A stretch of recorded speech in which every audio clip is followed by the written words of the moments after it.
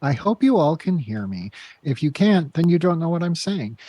I am Emily St. James. I'm here with the gang here at Happy Jacks RPG. We are playing Hexbreakers. It's been a while since we've been here. We had a couple of weeks when we couldn't make it. And tonight we're playing remotely because that's just, the way we do it here in the year 2022. Again, I'm Emily St. James. I'm GMing this game. I'm sure I forgot like 5 billion things I'm supposed to say. This is session 8, and you can find all our other sessions at happyjacksrpg.org/hexbreakers. I like got to Ha- everything just out of order. So happyjacks.org. No RPG. happyjacks.org, no RPG. Slash Thank Hexbreakers. you. No problem. Thank you, everyone. Happyjacks.org/hexbreakers. I almost said slash RPG. That's where we are tonight. Um, this is our penultimate session. We will be having our finale next week. And we have, a lot to get caught up on. But first, I want to introduce our players. I'm going to introduce you in the order you're in my Zoom window. So we're going to start with Kimmy. All right. Hi, I'm Kimmy. I am playing Melody Inkwood, and I am the offbeat eccentric. And I am from a long line of, well, semi, like New World long line of wizarding family. But I am definitely not super talented at regular traditional magic. But I have a knack that I've kind of figured out this weird tech magic thing where I can use technological devices to make magic, and it works either really well or not at all. It's the dice just have not been any medium with that type of magic. Riley. Hello, everybody. I am Riley Silverman. I am playing Daphne Morgaine, and I am the Hotzi descendant. And I come from a very long line of old world magic users, and I'm very powerful. And I have a hard time controlling the pure magical energy that I have sometimes. It's like very erupting sometimes. But yeah, Daphne is like the Hardy descendant. She's kind of a child of privilege who was raised to be part of like a very privileged magical family, but now has dealt with the fallout of what it's like to be an outsider amongst a family like that, like coming out as trans and being, and that's been like her journey.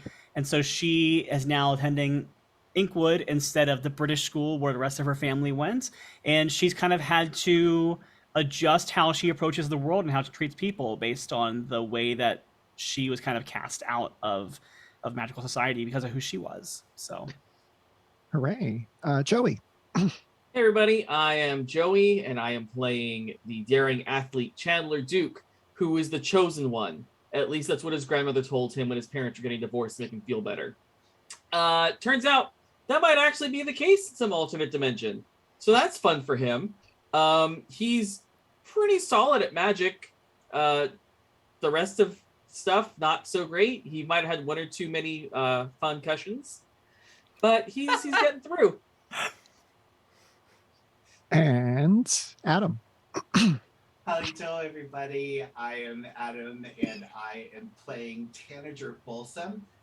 She is a firstborn caster who is a native girl from Bakersfield trying to figure out this whole interplay of traditional magic that she's been aware of her whole life, combined with this weird colonizer magic that she's come across and turned out to have a facility for. But really, she just likes having a pet cat and a wand and a broom. Who doesn't, honestly?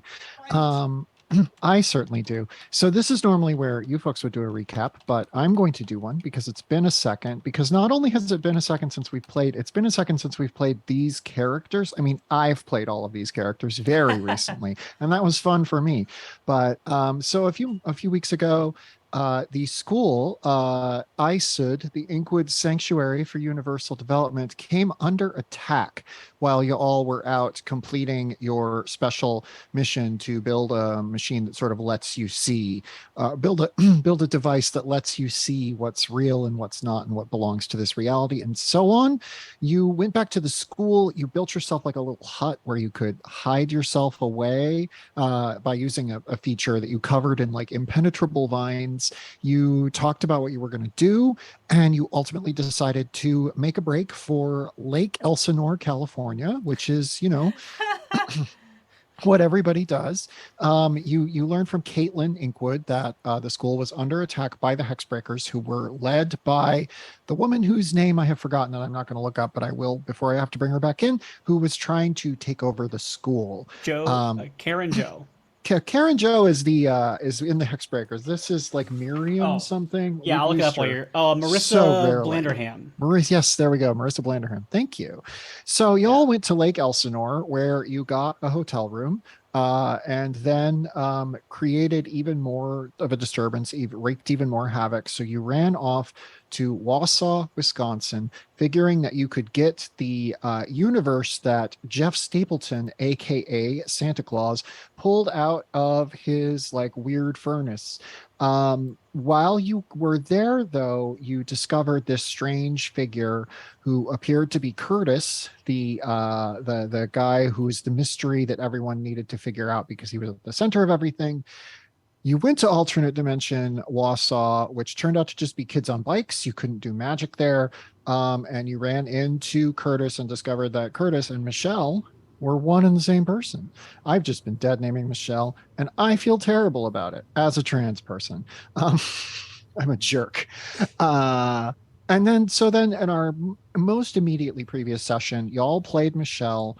You learned a bunch of things about yourself that if you need to know something about who you were in Wausau, I can inform you. But predominantly, you discovered that Michelle was a trans girl who lived in Wausau, Wisconsin, a non-magical world. And she went through a bunch of trials and tribulations to make friends who included all of you, but some other folks as well, like Caitlin, and she met Wendell Parker and all of those people. They all have analogs in the Wausau that she comes from.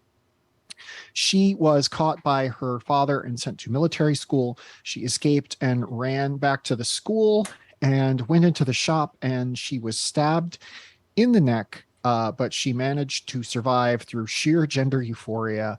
And she discovered a way into alternate universes where presumably she figured out a way to be Michelle all the time. We also confirmed that the head hexbreaker is Michelle's father, who just wants to stab her in the neck. And one final minor detail, Michelle has a lightning shaped scar on her neck. She is the girl who lived. Yes, I'm doing that. It's fun for me. Anyway, that's everything. Do y'all have any questions or things that you remember that I forgot? I don't think so. It sounds like you hit all the important things. At least that I I think if remember. anything else comes up, we could probably just role play it as conversation and game. Yeah. We'll figure it out. Okay.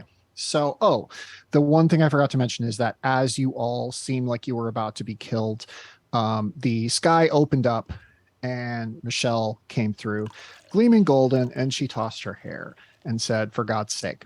And that's where we leave everything. So Michelle has stopped everything from happening. She sits you down. She tells you basically the entirety of session 7, the Michelle centric session. And she looks at all of you and says, "So that's my whole deal." I like it because we thought Michelle was like, so I went to this thrift store, and then I went to Dairy Queen, and then I went to the library, and that's my story. So I got a couple dilly bars. I'm sorry, I keep getting distracted. This is like a really simple story, but actually, Dilly bar. Dilly bar. Michelle is she looks around all and says, so that's my whole deal. Sorry to have dragged you all to Wausau. It's kind of a bummer, Anyway, what's next? Because I am as stumped as you are at this point. Well, we gotta find some way to get to a school where there's magic, or a universe where there's magic. Oh, that's really no problem. I can help you with that. The problem is going to be that we need to figure out like who can help us learn more about the Hexbreakers. Getting back to your universe could be very dangerous because they're probably going to be keeping an eye on it. So also we should probably try to find a back door. I got some thoughts on that, but I'd love to hear y'all what you're thinking too. The back door to our universe. Okay. Yes. Yeah.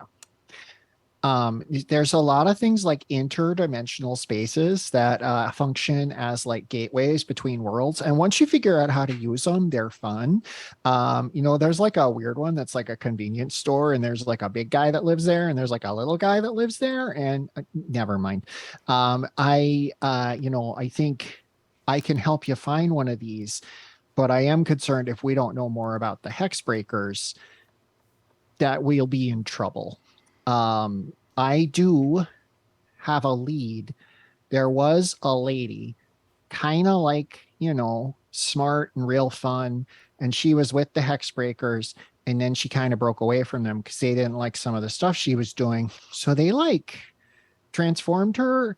The rumor is into a dragon, but I don't know anything about that. I There's think I might actual know dragons. exactly a lot about exactly that. Oh, really? What? A You know dragon? dragons? I know dragon singular. I don't know like a lot of dragons. I'm So, not gonna like. There's only like, one big dragon. time. I do know the one dragon, and she did say she was a prisoner, and I did tell her I'd rescue her. So this does seem like it does kind of come all together. You know a dragon and you were holding out on me? There was a lot going on. You showed up in the middle of stuff. Oh You my were God, gone. You went home for Christmas. You did go home for Christmas. Yeah. Yeah. You missed a really cool Okay. party. But to be fair, I didn't know there were going to be dragons involved. Well, That's because a I real wasn't. thing? I didn't know there was some dragons involved either. I didn't like have like an invitation to the dragon party. I was doing a thing and I ran into a dragon. Okay, so where did you run into this dragon? Germany. Oh. Oh. Are there any back doors to our universe in Germany? Well, tell me where in Germany. I really can't pronounce the name of that castle. Let's Neuschwanstein. pretend you did. Let's pretend you said Neuschwanstein. And I was like, Neuschwanstein Castle. Thank you. Sorry, I have it written down, but I wrote it down like actually and not like phonetically, so I always forget how to say it. Like I couldn't even right now. Neuschwanstein Castle. Yeah, which is weird because I was just at Disneyland and they actually have it in the video when you do the soaring. Anyway, and I was like, oh, I've been there. All right. So funny thing about it is that actually in the basement there's a prison, and the prison has not dragons, and then also, I also noticed that like the prison itself kind of traps people in pocket dimensions. So maybe there's like a way that we could use that technology of magic to like that like particular spell as like a backdoor. Aren't those supposed to be outlawed? Those are considered very cruel to trap people in pocket dimensions. But Well, if we are it's- talking about people who have taken over a school and like captured people and attacked people. So I think, and like wrongfully imprisoned me mums. So I do think that like, yeah, it's probably a bad guy kind of thing to do. Yeah. Okay. Bumsar? Okay, jailbreak. That's what I was doing. That's what I was spending my Christmas holidays doing. But you were like, oh, I want to go home and hang out in a trailer. You should come visit. Dude, you should have called me. Well, I'm not a dude, first of all, thank you. But second of all, I was a little focused on saving me moms, and I didn't want anybody else to get hurt because everybody who has ever loved me has gotten hurt. So I just wanted to, like, not make that happen again. Oh my God, I'm helping you jailbreak your moms. Maybe let us make that decision for us, because we like you. Well, to be fair to you, I didn't even know you existed at the time. Like, you kind of, like, appeared Oh yeah. after I'd already gone to Germany. I keep forgetting you're not my Daphne. That's very. I mean, you. Yeah. Huh. I'm just saying there's, like, a lot of really good reasons why I didn't tell everybody, like, let's go to Germany and try to find a dragon. Because okay, I've talked a lot about Germany and dragons, so now what are your thoughts about these kind of things? Well, it seems that we have to figure out a way to break people out of these dimensions, right? So that they can get free. And Yeah, then maybe like, I would that like will that. help us get to other dimensions, and eventually I can get back to mine where I can help people.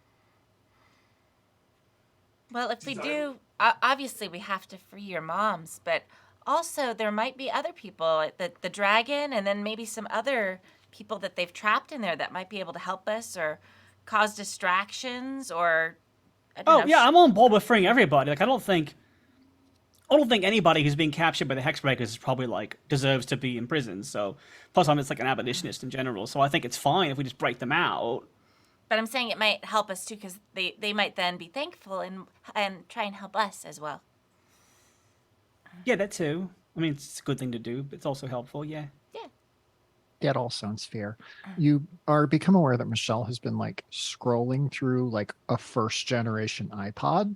And she's like looking through it and she looks over at Melody and gives a little smile. Like, I got this idea from you actually.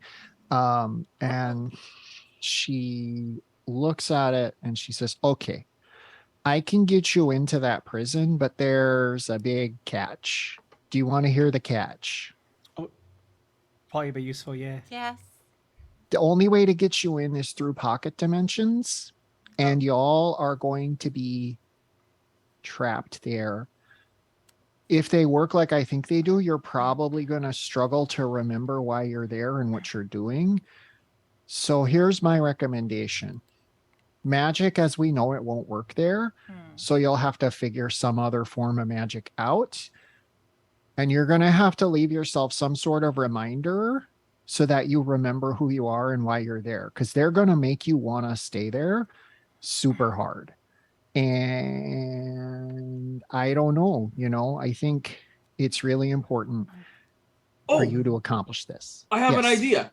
Okay. And I'm going to rummage through my pockets or a bag or whatever and find like a Sharpie.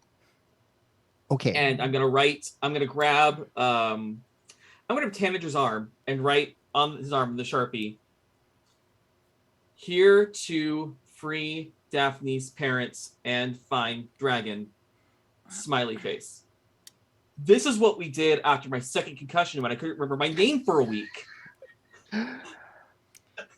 I mean, we can try it. I don't know if it'll work because you're going to be literally occupying a different body from a different dimension, but we can sure try. It sounds good to me. I mean, it can't be that different from having a concussion, right? Chandler, roll me brains on 4 and beat a 14. This Jesus. will work if you can beat a 14.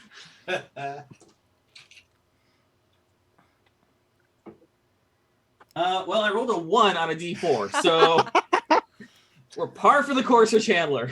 Okay. So yeah, Michelle's like, I mean, good. It might work. Good luck. But yeah, that's a good shot. What I think is best is if you can think of something that's deeply personal to you that you might find that you would remind you of what you're doing this for. I know that's a lot to ask, but you have to get free and you have to find each other and then you have to find this dragon. Her name started with an A. It's like Anastasia. It was Alexandra. Alexandra. She sounded like Angelica Houston, so I almost called her Angelica, but then I was like, no, that was just who she sounded like and not what her name was. Great. Yeah. Okay. So that's kind of what I think you should do. But if you have other ideas, I'm all ears. Like we can come up with stuff till the cows come home. We're in Wisconsin, so there's a lot of cows. No, I think that sounds like a decent enough plan if we can figure out how to do it. But like once we've broken out of our own little personal cells, what we do then? Like how do we then break out everybody else and shut down the prison? I think that Alexandra can help you with that. You just got to get her back to human form. So find Alexandra, make her human again, and she'll help you get everybody out. And if there's anybody in your cell with you, you can probably get them out when you get out. Oh. Cool?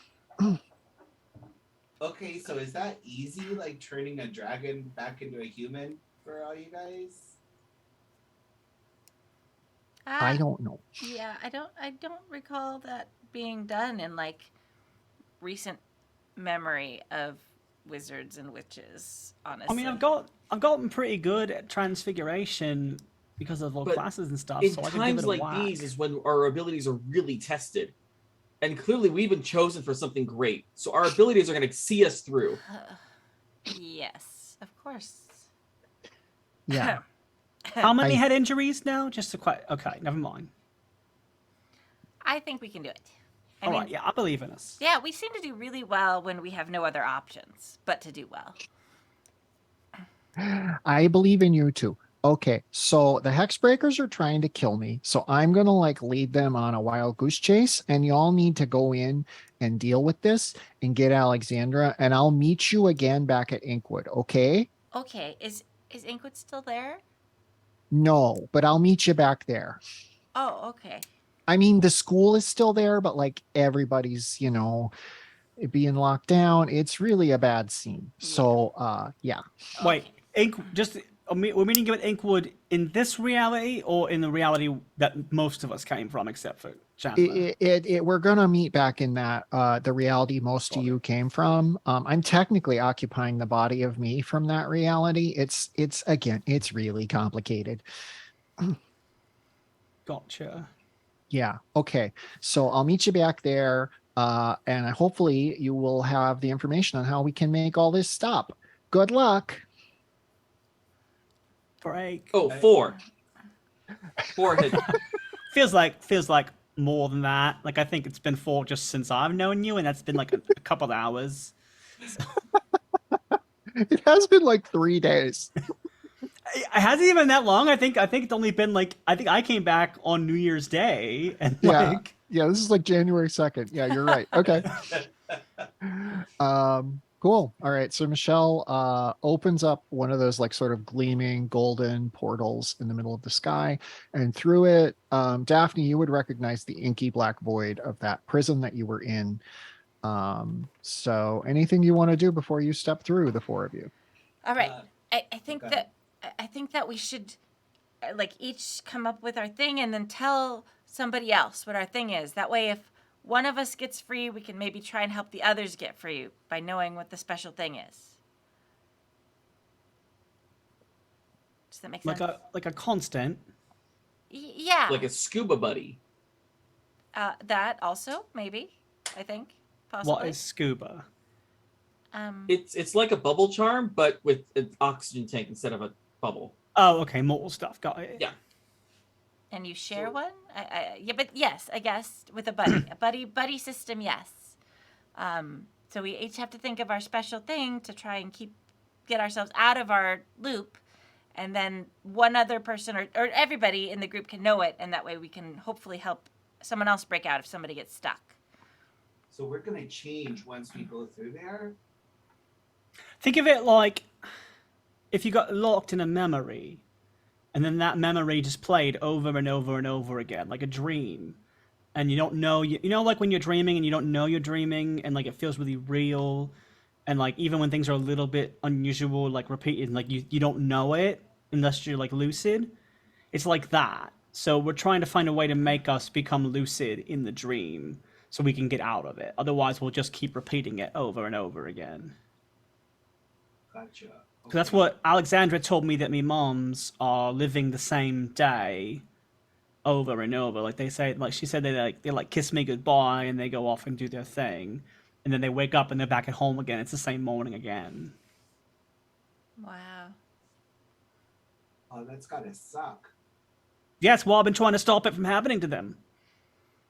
Okay, well, But I was gonna come back and do it, but Um, then like we came back and like this dude was on the ground because he hit his head again, and then the Hexbreakers attacked, and we were getting magical things, and then Professor Trevell came back. A lot of stuff happened. Daphne, I'm Yeah. so sorry that you've been dealing with this by yourself. I didn't want anybody else to get hurt, I know. especially you. It was our choice. You didn't exist yet. It's my choice now. Look, it was me mom's choice to love me too, and they still got thrown in jail. So maybe I'm being a little bit careful about it. I understand.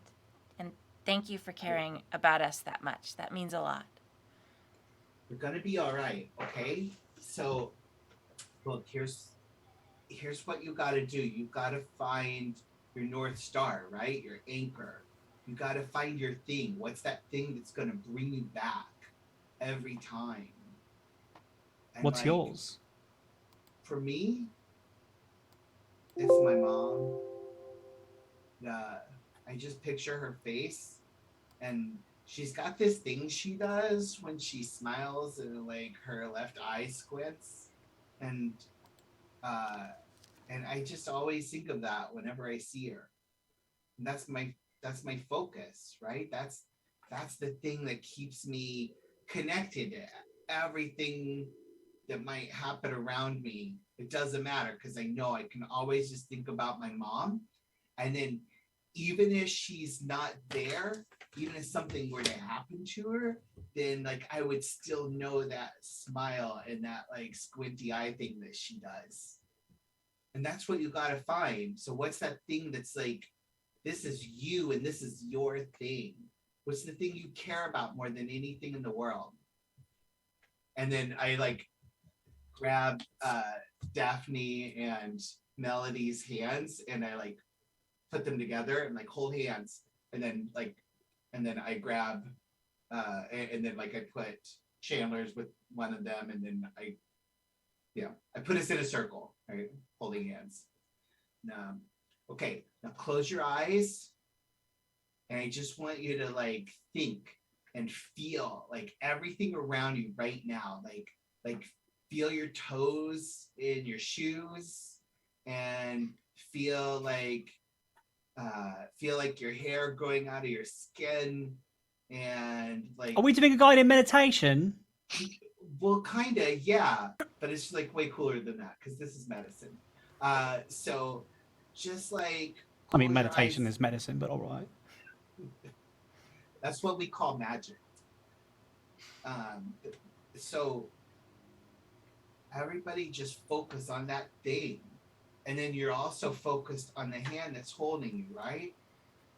And then you put all that together and just think of it like puzzle pieces, and you're just like, you got this puzzle of your toes and this puzzle of your hair and then a puzzle piece in each hand, and then you put them all together with that image that's in your mind, and that's how you make them.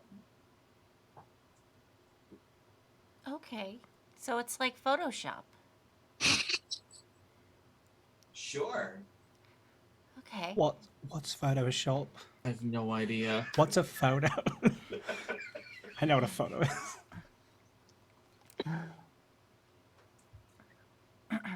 I think as Tanager's giving us that speech, I think Melody, you just feel Daphne's thumb just kind of like stroke your hand, like gently, like a caress, a couple of times, like while she's like picturing something. Okay. Melody's gonna like squeeze back, like just a little, like quick. Okay.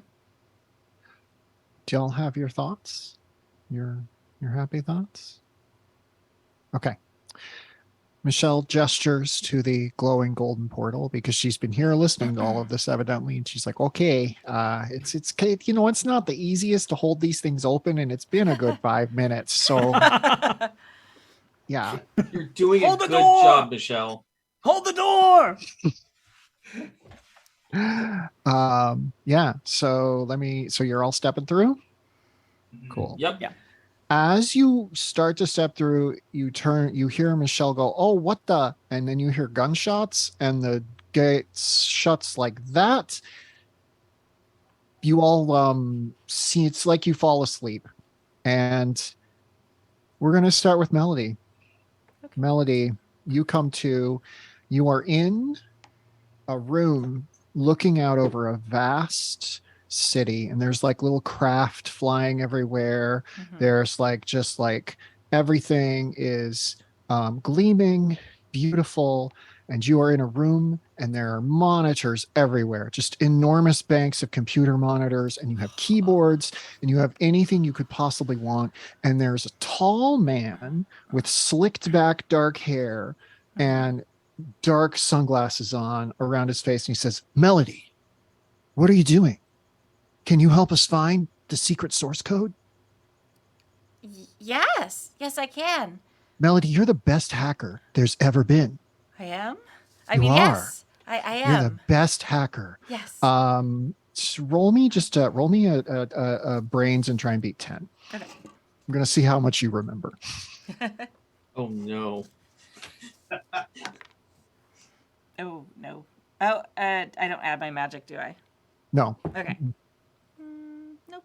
I got an 8. Close. you got an 8. Okay, so it feels like you're in a video game. So you are like aware on some level that this is kind of unreal, but like it hasn't broken through that you are like completely, not in a real space.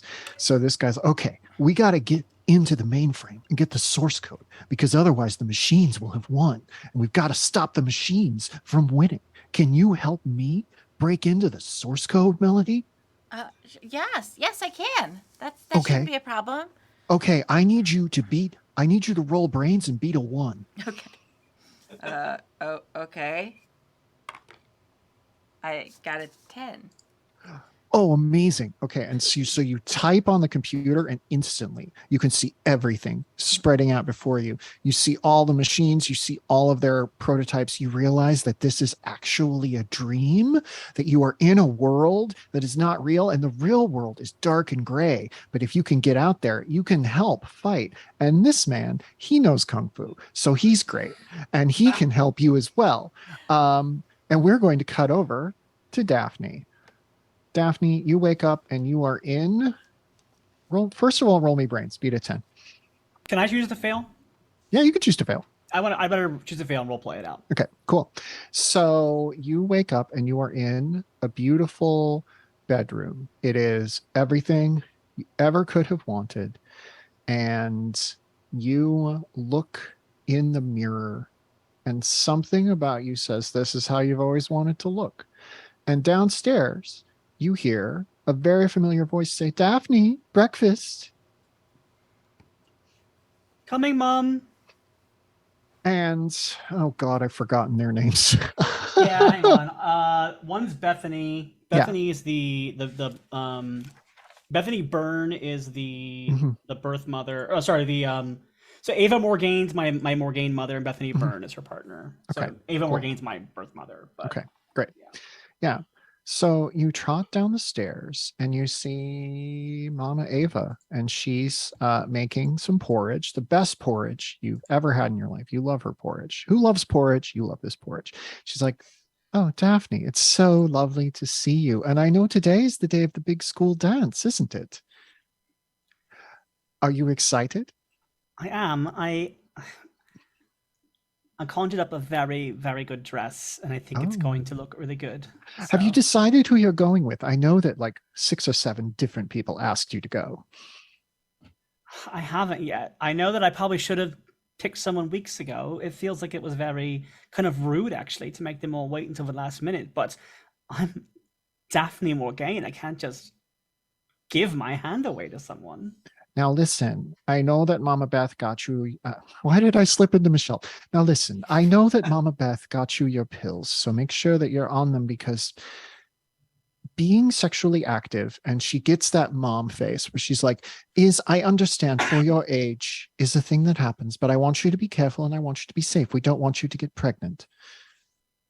Okay, well, you and Mama Beth should know more than anybody that it doesn't with 2 girls and I know, but I know that there were some boys that asked you, and I also know you're young, and I know that sometimes I just want you to be careful and I want you to be safe. all Now, right. so you say you're going with a girl. Which one have you picked? From a list of people who have asked me, who were the people who asked me? I mean, Caitlin Inkwood asked you. She's great. She's pretty hot. So, you've had a crush on her for a while. Maybe you're going to go with her. She is very pretty. She looks like that girl from the movies. Oh, yes. Well, listen, I'm so proud of you and I'm so happy and I love you so much. And I'm so glad every day that I get to see you and that I get to be your mother. And Mama Beth comes in the back door and we're going to cut over to Chandler. Chandler. Yeah. You are standing on top of a hill overlooking the battlefield.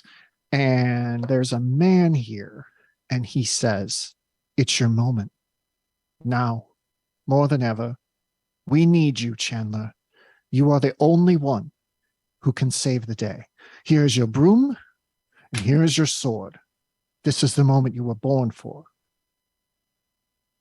Then we shall rise to meet it, he says in his most commanding, epic, princely voice.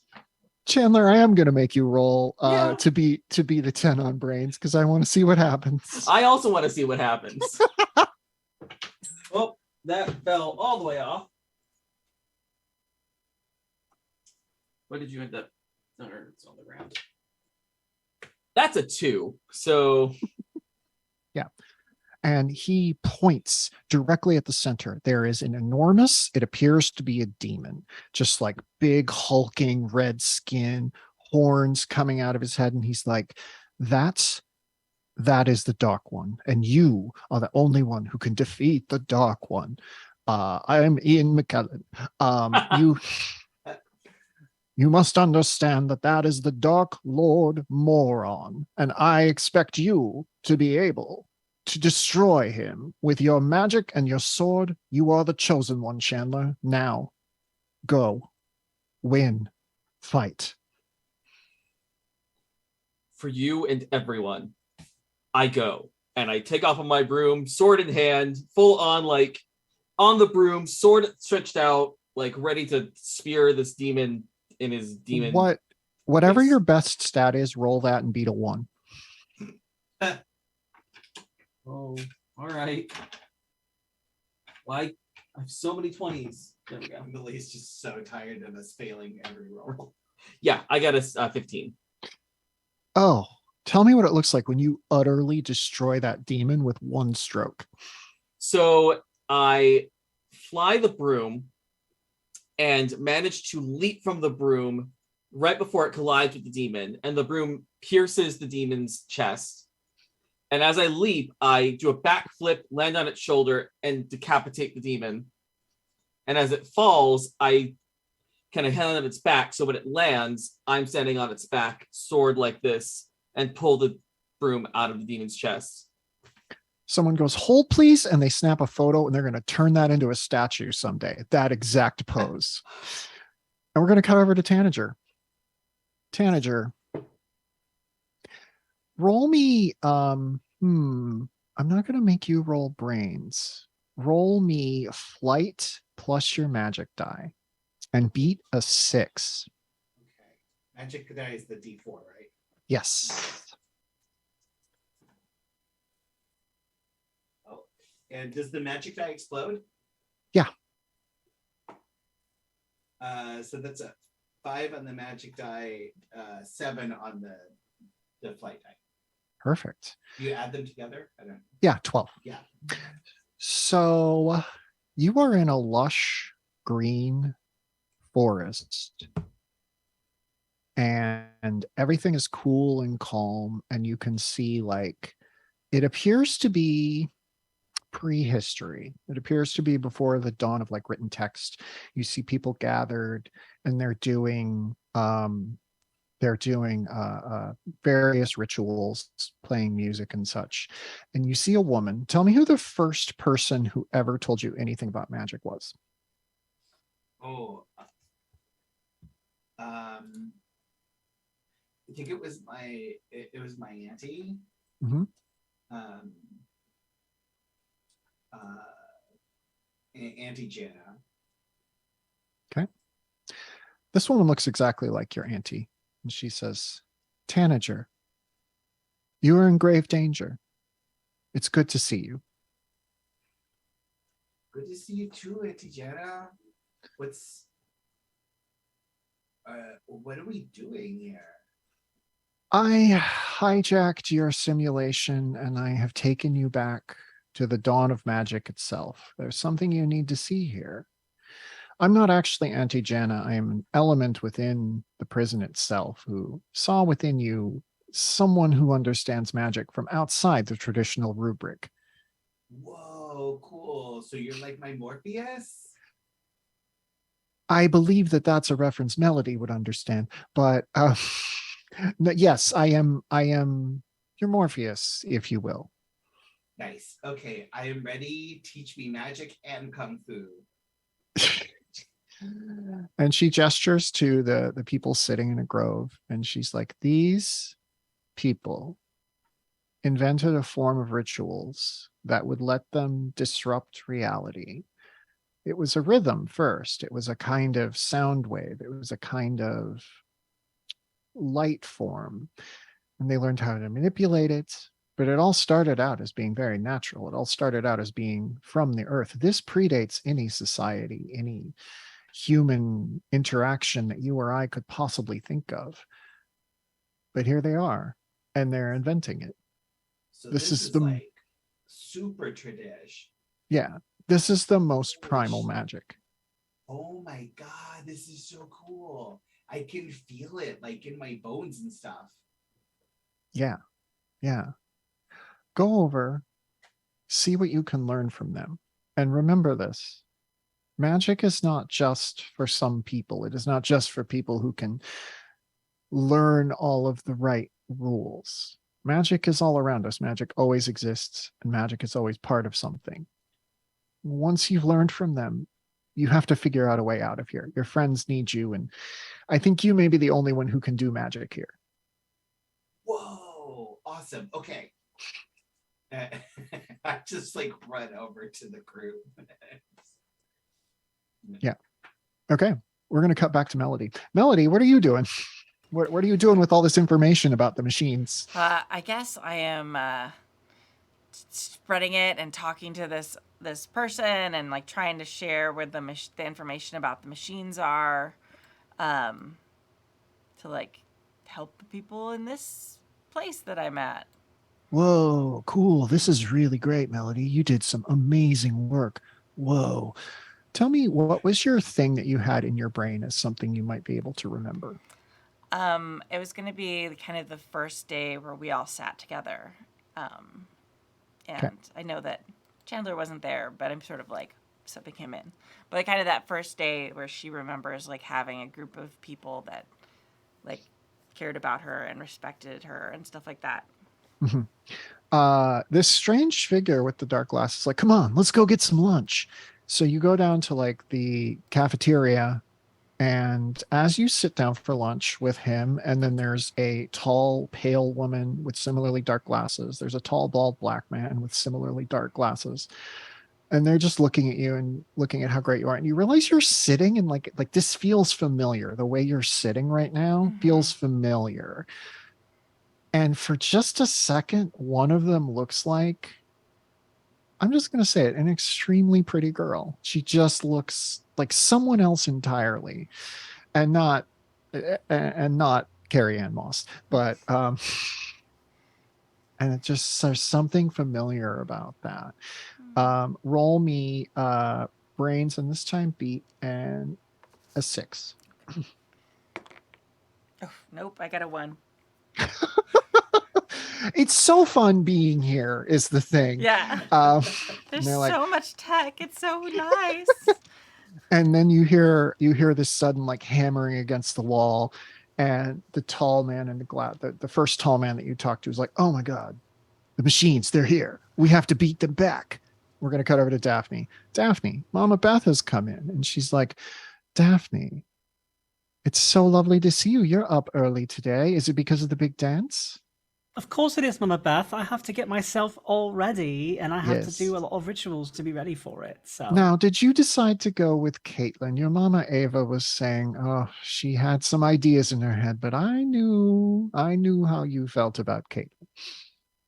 So I think this is like a dream that's sort of more from Daphne's subconscious before she went to Inkwood. Mhm. So I think like, yeah, I think this is like what Daphne imagines her life would have been like if she hadn't been trans, that she could have just gone to the British school. So I feel like this is a dance at the British school Sure. and that kind of thing. So I think she'd be like, I can't remember the name of any of the kids we made up for the British schools, so I think Caitlin is fine instead of Yeah, think, we'll say that Caitlin's on an exchange program in this Yeah. version of reality. yeah, I think Caitlin's probably like a stand-in for who like that girl would be at the British school. So Yeah. I think Daphne's subconscious has put two people together into one person. Yeah. Mhm. Okay. Well, I don't think there was any other choice than Caitlin. Oh, well, yes, she's lovely and she's wonderful. Now listen, Don't forget, you need to go down to the store to pick up your dress, and they close at noon. So don't run into any complications on the way because you need to make sure that you get your dress before noon. And she checks her watch and says, now it's 11 right now, so you have an hour to get there. Would you like a ride? Sure, if you're offering one up. Yes, of course. I'll need to run some errands on the way, so maybe we should go get your dress and then we'll go run the errands or something like that. We'll figure it out. That makes more sense if there's a limited amount of time to get to it. Like I don't want to like be like, I know your errands are important, but I need my dress, Mum. Daphne, what was your memory that you had? My memory was the moment in the private Inkwood library when Melody first figured out that she could work the phone and do the magic that the Hexbreakers had been doing. And I think that's the moment when Daphne started realizing she had feelings for Melody. And I think it was partly because Melody in that moment, like she just saw like this joy and this power coming off of her at like unlocking this new kind of magic that she'd never discovered before, that no one had discovered before. And I think that was because I feel like that's around the time when the characterization of Daphne changed from being just kind of like the like very like what's the word I'm looking for, like kind of haughty like the very like kind of judgmental like privileged kind of girl to being conceited is what I'm looking for. And I think that's when she was like, oh, the way that I've been picturing the world and magic and the universe is broken, and this is a person that is amazing and is doing something totally different. So that's so she's thinking about Melody and that moment. Okay, cool. There is on the table, suddenly you hear something go, and there's like this weird glowing brick just sitting on the table. You've never seen, I mean, you've maybe seen stuff like this out in the mundane world. You don't know what it is. Your moms would never have something like this. It's just on the table and it's buzzing. Mama Beth, Yes. what's that trinket? What's what? That right there on the table, the thing that's buzzing. The sugar dish? That's just a sugar dish that we use to put sugar in. No, next to it. What is that? I don't see anything there. And she puts her hand down and it like goes like through this glowing thing. No, and I go and I try to touch it. It's there and it buzzes as soon as you touch it. And there's one word on the screen. It says Melody. Melody. Melody. Melody Inkwood. Who? Caitlin Inkwood? No, not Caitlin. Her cousin. Inkwood. They're like an American family of magicians, correct? Like they practice some pretty sketchy stuff. Yeah, well, maybe I'm pretty sketchy myself, and maybe that's what I need a little bit more of. All right. If you want to remember everything, you can roll brains and beat a 6. Yeah, I kind of have to on that. I think like you can re-ensconce yourself in this world as much as you want. I think this feels like a moment to roll, and I think this is a time instead of choosing to fail, I'm going to see what fate tells me happens. Yeah, cool. All right. I only rolled a 4, so I did not break through. Okay, but you definitely come very close to understanding that you are not somewhere real, that you are in to some degree a simulation of some sort, but it is one where everything is pretty hunky-dory. So we will cut over to Chandler. Chandler, what was the thing that you had as your memory?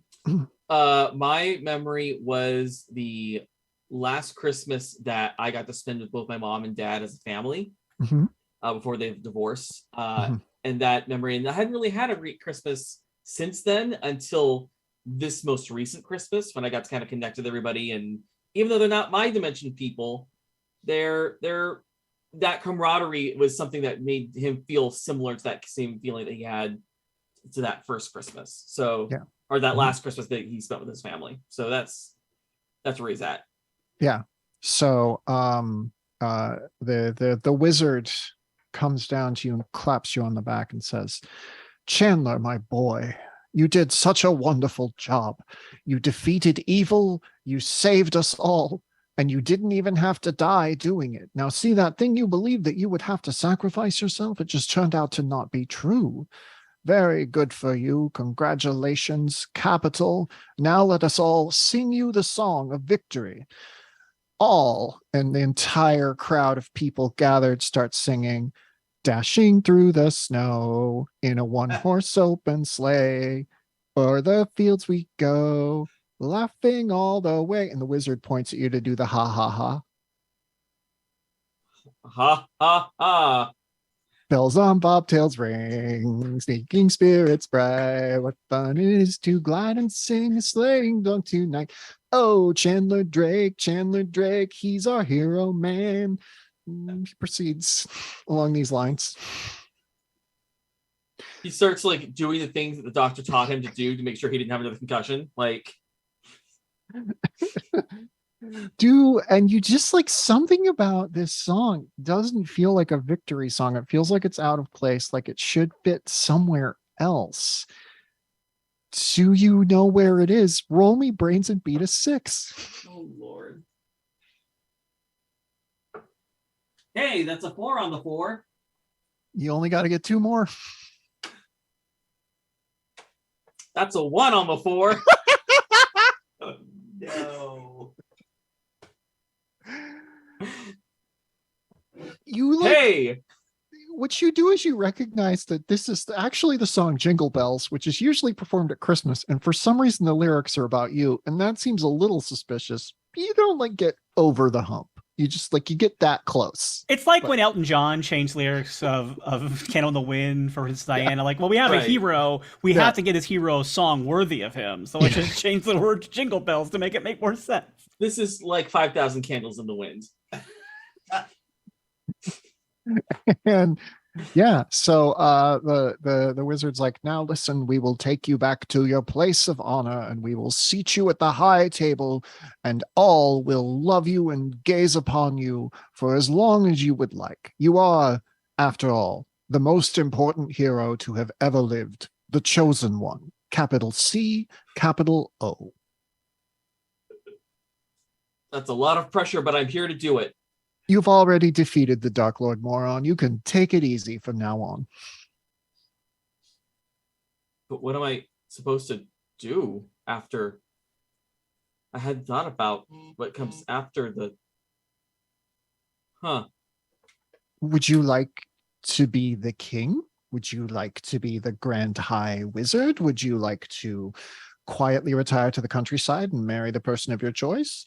Would you like to go back to school? Would you like to graduate from school? Would you like to become an actor? Would you like to parlay your fame into many sponsorship deals? Would you like to become one of the Bubble Chums? Would you like to become one of the Bubble Chums' cousins? I don't know what to do with my hands. We're going to cut over to Tanager. Tanager, what are you up to? Are you going to go approach these women who are doing some proto magic? Oh, absolutely, yeah. And I just plop myself down like in the circle and just just try to like sink into the rhythm and feel it. Because like whatever they're selling me, I am buying in hook, line, and sinker. And I know she said something about the simulation, but it's like, this is too cool to not explore. Yeah. You sit down at the edge of this circle, and the women are singing. And as they sing, like, there are dead leaves that come up in the center and go into a whirlwind like this. And then they stop singing and the leaves fall, and they sing again and the leaves go into a whirlwind like that. And they kind of are just giggling. They're like, it's like 4 teenage girls, 4 teenage, like homo habilis, whatever, the one that's right before Homo sapien. And they're like having a nice time. I try to pick up the song and see if I can also sing it. And yeah, you are able to sing. It's not a very hard, it's Jingle Bells. No, it's not Jingle Bells. It's very like proto music. It's just almost like chant. And as you join it, you notice one of the leaves start to take root, and like it's like a tree starts to form, and then the song ends and it just evaporates. I'm gonna try and sing the song louder, and if possible, like get them to sing along with me and like get it to like take root. Okay. Why don't you roll me roll me either charm or brains, whichever you think makes more sense for how you're approaching this problem of trying to sort of get them on board with your magic. I want to go brains because it's better, but I think it's really charm. Okay. So beat they're into what you're doing. Beat a 4. Okay, and I get my magic die as well. Sure. And I get a +1 on charm magic. Cool. That's an exploding D4. So there's 4 and 4 is 8. Plus another 4 is 12. Plus 1 is 13. So Yeah, cool. So Show off. show off. Yeah. So they sort of giggle excitedly and look at you, and they're like clearly a little bit curious about you because they are technically a different species, but they're like, okay, sure. And you all sing together, and this time all of the leaves root down in the ground, and a tree erupts from the ground, and it grows and grows and grows, and it has like a weird glowing golden quality to it, like Michelle's magic tends to. And you recognize that it is like a map, not just of this reality, but of others. And you can't take it with you. It's a tree, but you can use it to kind of get wherever you want to go.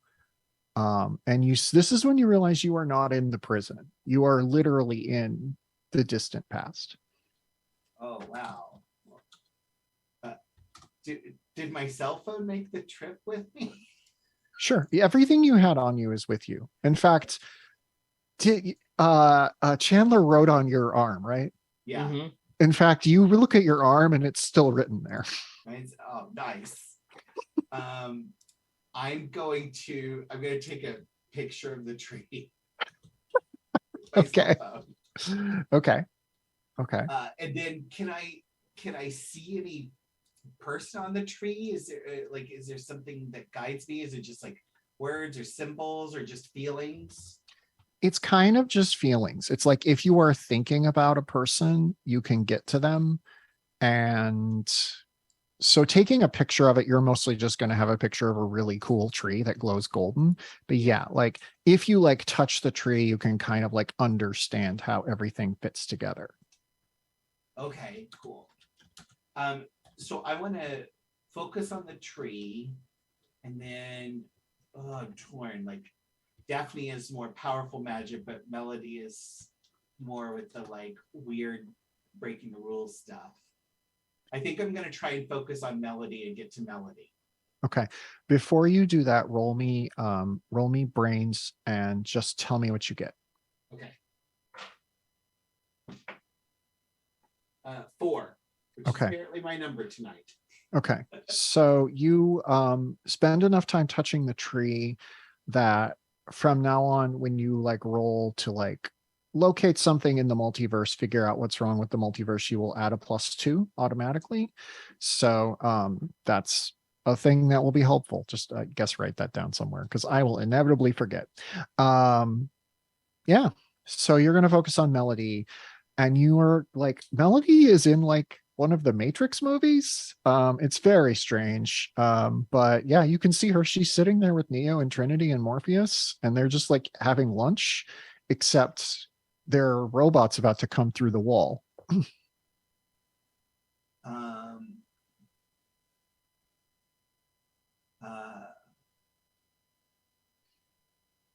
So can I want to try and break through and join them. Sure.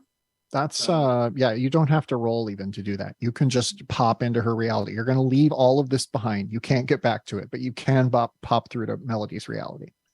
And that sucks. I want to go back there. But I gotta help my friends.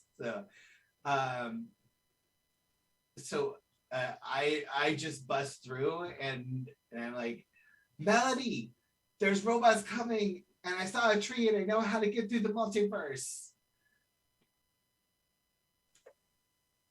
Do I see Tanager?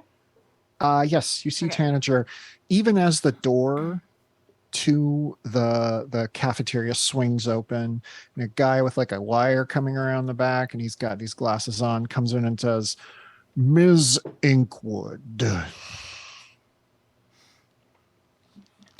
Do I you've been Oh, you've been meddling again. This is an agent. Nobody wants to get in trouble with the agents. That's kind of like annoying. that's bad. Yeah. Yeah. Do I recognize Tanager? Yeah, roll me a brains and beat a 6. God, a 2. You can't be here. This is dangerous. We've got to get out of here. So I'm gonna do the Matrix thing where you like go and you like smash another door open and you like grab the person and you push them through. And I don't think I shoot any guns or anything at the agent, but I'm gonna like leave it to like Yeah. stall them. All the others, all the like the woman jumps up in the air and like reality seems to turn around her. It's pretty rad, honestly. I'm like, Yeah. don't worry, those dudes know kung fu. Yeah, of course we do. We all know kung fu. Wait, do I know kung fu? We just You know run. kung fu. Yeah. And I do run, but I try to like pull you along with me. Oh, I'm going. I'm like pushing you. I'm trying to Okay, keep you great. going. Like Okay, great. Okay.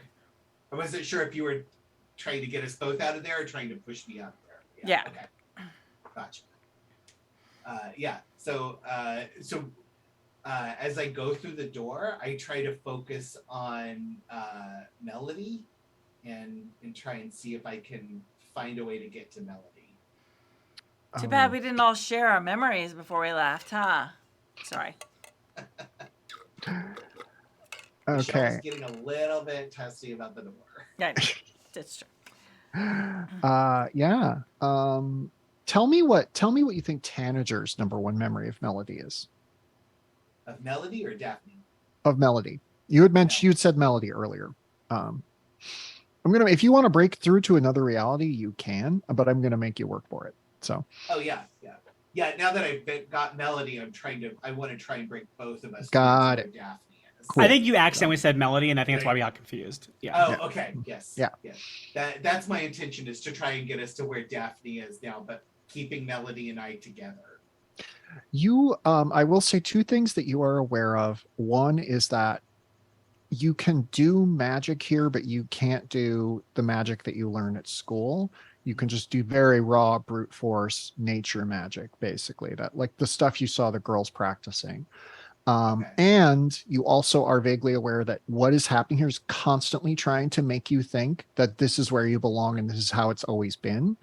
And it's very hard to break out of that. And that seems to be what's happening to Melody. Ooh, okay.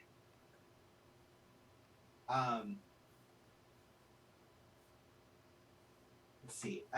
Yeah, so I want to try, and so we're going through doors. Yeah. And these doors are operating like portals because it is a matrix reality. So you are like ending up in like Tokyo and now you're in Paris and, you know, like that. oh, sweet. Oh, I know what. Melody, find us a soda machine. Is that how you dial out? Okay, that's weird, but sure. All right. You built a network in the portal machine. Don't you remember? Take the red pill. Switch. I need to find a soda machine. A soda, what? I don't know if I can get you to a soda machine. I can get you to a phone. I can't get you to a soda machine though. I mean, the closest thing, like maybe a phone on a school campus. There's probably a soda machine there. There's a discontinued Bubble Chum soda machine in the basement. If you can get all the way down there, maybe we can plug it in and turn it back on. Perfect. Okay, sounds good. Okay, we're heading to the basement. What's your name? It's me, Tanager. Okay, Tanager. Okay, so we're heading down to the basement. Go, quick. Switch is like, cool screen name, Tanager. Love it. Yeah. So we're doing like the Matrix, like frantic chase, like down the stairs and like the elevator shaft and like the. Yeah. Tell me some cool stunts you do on the way down, because it's all just rolling to beat a one. So I'm just going to assume you do all of it. Yeah. Definitely. I feel like we take the stairs until like, oh, then suddenly we hear footsteps and it's probably another agent. So we like hit the button for the elevator, but like jump in, like force it open and go down the shaft by like using the cables. Or no. We do the cool thing where you jump from one side to the other. Like the really amazing thing. And then like we'd let ourselves into the elevator and then we like casually hit the button of the basement because the elevator's down at the bottom and like just walk out the door. In like that 3/4 slow mo. Yeah. There is a soda machine over in the corner for Bubble Chums, a soda that you've never heard of, but it is unplugged. And there's a plug right there if you want to plug it in. Yeah, I'll go plug it in and. Okay. It lights Melody, up. open it up. I'll turn it on. Oh, open it. All right. So I'm gonna try and like literally open it. Yeah. You don't have the key for it. I mean, unless you want to yeah. Well, actually it is. Yeah. You can you open it like wide open, but it's like you're just pulling it open and you can see the soda can stacked inside. Yeah. But what now? No. I don't know. There's supposed to be a portal in here. Oh no. You made the soda machine network. Oh no. You're confused. No, we use the phones. Use the phones? How does that work? Okay, phone us to Germany. Phone us to Germany. Well, we have to get to a phone now. So now we have to. Oh, I thought you knew how to get out of here. Okay. I thought you knew how to get out of here. Does Tanager realize that Melody doesn't recognize her or anything? Do you, Tanager? I don't think I do. I think I'm just assuming because I know who I am that you know who you are. You are aware again that the simulation is trying to make you think this is how it's always been. So you are aware of that. Whether you made that conclusion for Melody, I don't know. And I did ask. Yeah, sorry. And Melody did ask you your name. Yeah. Okay. But okay, Melody, you got to focus here. Okay, feel your toes, feel your hair, feel your hands, and put the puzzle together. Melody, roll me brains. Beat a 6. Tanager is going to assist, so you automatically get a +1 from that. Oh my gosh. This die hates me. It's a 3 and then 4, so 4. No. Tanager, do you have anything else you want to try and wake Melody up? Oh man, I don't. I'd have to think about that. Do I have my cell phone on me? Okay. Oh yeah.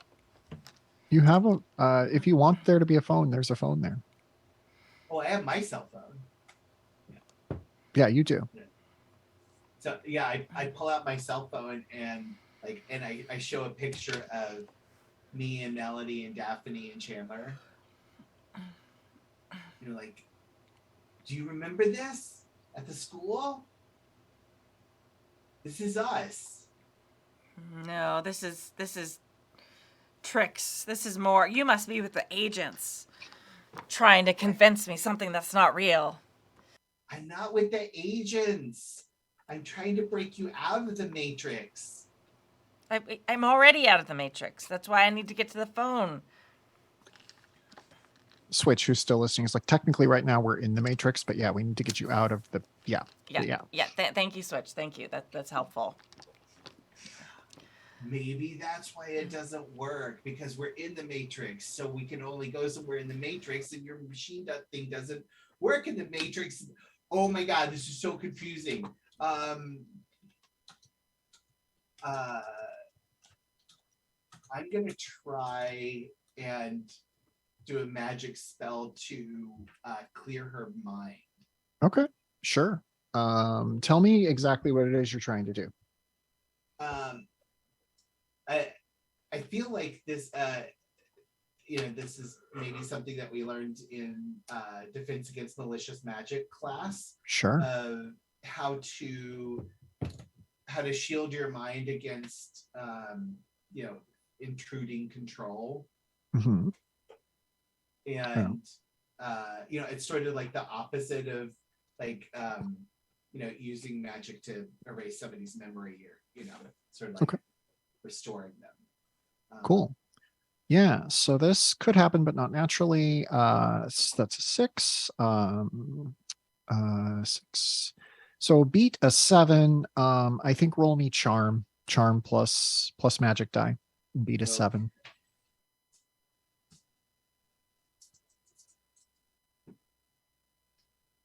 Oh, 7 plus 1 is 8. 8. Tell me what it looks like as you clear Melody's mind. So I think this is like I pull out my wand and I do the more like European tradition spell, and it's very much a like swirly hand motion, and then like the little green sparkles start to swirl around, and they just swirl around her head, and then just sort of explode away. Yeah. Melody, what does it feel like to you? I think it's like just like when the lights come on real fast and then like your eyes can't quite adjust, so like for a minute everything's just a little bit just like blown out, and then your eyes kind of adjust to what it is. So I think it's like oh, and then everything kind of becomes like in focus, and I can really see everything well. Wait, oh no. Oh, we've got to get out of here. Yeah. Ms. Inkwood. There's an agent at the door. Are they real? Are they? I think they're real enough. I'm gonna try and okay. So technically, the agents are a computer program. Technically. So I'm gonna see if like I'm gonna reach in my pocket and like pull out my magic phone now, and see like I'm gonna try and just change it into like a puppy. Okay. Change the agent into a puppy. Yeah, like not actually like it will still be kind of an agent, but instead of being like a human model for the video game, it's gonna be like the puppy model for the video game. So it's still probably gonna have like the little earpiece. And I think you're mixing up your Wachowski films. You're thinking of Jupiter Ascending, where Channing Tatum plays a dog. Yeah. Or you're confusing I love dogs. I've always loved John dogs. Wick. Roll me beat an 11 magic die, whatever you'd normally use for tech magic. Okay. Let's see. Usually I'll do brains, I think, for this one. I love Jupiter Ascending. It is so dumb, but so good. 5, 6, 7, 8. Okay. Yeah. Like he sprouts dog ears, but like it doesn't change all the way. Like whatever magic sustains this place is very strong. I would go ahead. 9, 10, 11. I'm sorry. I forgot. Okay. I forgot to add my other 3. So he takes another step towards you, and like his nose turns into a dog nose. Tell me like what happens so that by the time he gets to you, he looks like Odie from Garfield. Yeah. So it's one of those things where very similar to in Who Framed Roger Rabbit, where it's like slowly like pops out like a dog nose, and it's a little cartoony looking. And then it's just like he looks like very serious and annoyed in that Elron like Mr. Smith type kind of way. And then like the ears pop out. What? no, and he does like the like walk. Yeah, I'm gonna get you before I turn into a dog, but slowly, just like bloop bloop bloop bloop bloop bloop bloop. And then he's like, by the time he like gets to us, he's the little dog, and he's like cartoony, and like there's a suit laying on the ground that he just kind of walked out of behind him, and he's just like, bark, bark, bark, bark, bark, with like still the earpiece though, like very angry barking. Whoa, whoa, whoa, whoa. Yeah. Yeah. Okay. So there is now an agent dog. What do you want to do next? Well, first I have to scratch the poops. Scratch behind the ears. Very good dog. Yeah, Mhm. very. I mean, Can you pet the dog in Matrix game? Okay, cool. Yeah, you can. The Twitter feed's very happy now. Yeah. And Emily's, or I'm sorry, and Emily, yeah, I guess Emily and Melody's like combined Matrix game. Yes, you can. Yes. You can pet the dog. Yes. And then okay, so all right, the soda machine. We've got to use the soda machine. So how did you find me? How do we find the others? Oh well, I just like focused on a glowing golden tree, but I think if Okay. yeah, but I think if we can find a soda machine in the real world, then we could just use that. Well, if we connect to a soda machine in the real world, won't that take us away from the prison? We need to get to their prisons. Oh right, okay. Let me try that tree thing again then, and Tanager starts singing that song Mhm. again, and trying to to focus back on that magic that made the song, made the tree from the song. You do become aware that you can travel through the soda machine to other cells within the prison. They all will have a soda machine in them. It's basically like a maintenance thing. So you can do that, but you are going to have to roll for it basically. So yeah. So do you know where you want to go next? Okay.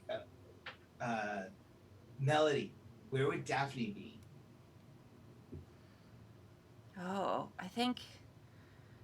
Well, especially with, how long her moms have been gone, she's probably with them somewhere, maybe at home. I could see her doing that. Okay. So I'm gonna just try and focus in on Daphne since I don't really have a concept of her home except we did go to the British school. Mhm. So that actually makes sense that would be the closest I know of. Mm-hmm. So maybe we can so let's try and go. I'll try and focus on the soda machine at the the British school because it was Cool. also bubble chunks. Cool. So roll me a flight. You get your +2 because you're doing something with going through the multiverse. So just beat an 8. No magic die though. No magic die. Okay. Yeah. And if Melody, if you want to assist somehow, that's cool. Okay, I will definitely help assist.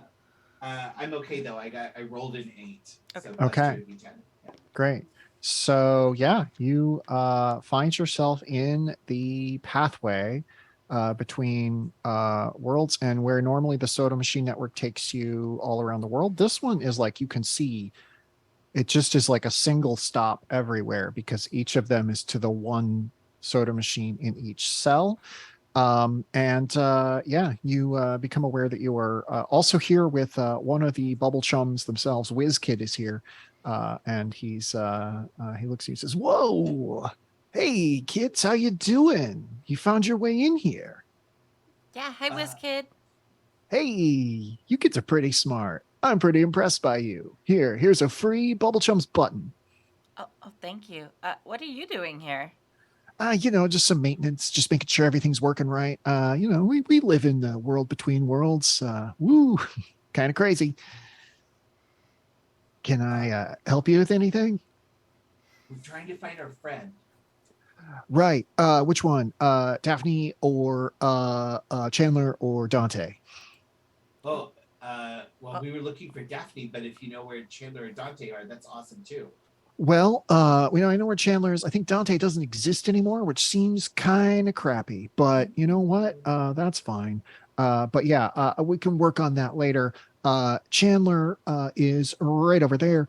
Daphne's right over there. But I will warn you, it could be pretty tricky to get either of them out. They're stuck in like realities that are very pleasing to them. Also, Daphne's with her moms, so like you could probably get them out at the same time. Oh, that's That would be awesome. that would be pretty badass if we had Hey, two grown-up witches with us. yeah, cool. So yeah, that's that's where you need to go. Cool. Thanks for the button. You're welcome. Thanks, Uh kid. if you ever want a bubble chum, just tap it and say, bubble me up, and it'll pop into your hand. Nice. All Cool. right. So do we go for Chandler or Daphne next? It might be hard to get Daphne out of there with both her parents. It might take all three of us to like to wake her up out of that. Yeah. Let's okay. Let's grab Chandler. Okay. right. Chandler, you are at the castle. They're having a huge feast in your honor. What is the one food they have here that you are surprised they were able to get that you just love so much? They were able to get specifically my grand's macaroni and cheese recipe. Wow. Yeah. That surprisingly actually isn't macaroni and cheese. It's actually more of like a pasta casserole, but she told you it was macaroni and cheese, and Mhm. that's completely warped your entire reality to what macaroni and cheese actually is for your entire adult life. I'm not thinking that in real life at all.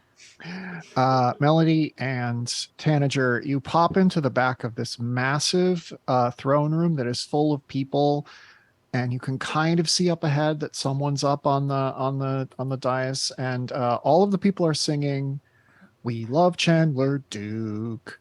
He's the bestest guy. Hero till the end. We love Chandler Duke. Hey, hey, hey, Chandler is our king. Oh We think my that he god. is great." Wow. This That's is some serious ego trip.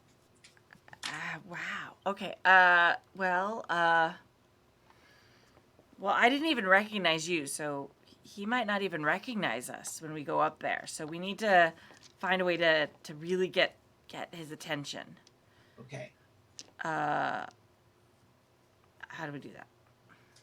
In this crowd. Uh, Like we're gonna start like as we're talking, like kind of trying to push our way forward in the crowd. Chandler Duke, Chandler Duke. We love Chandler Duke. Is he up on Why a that throne? song of all the songs? Why is it that song? I don't They know. finished the British people song. are weird.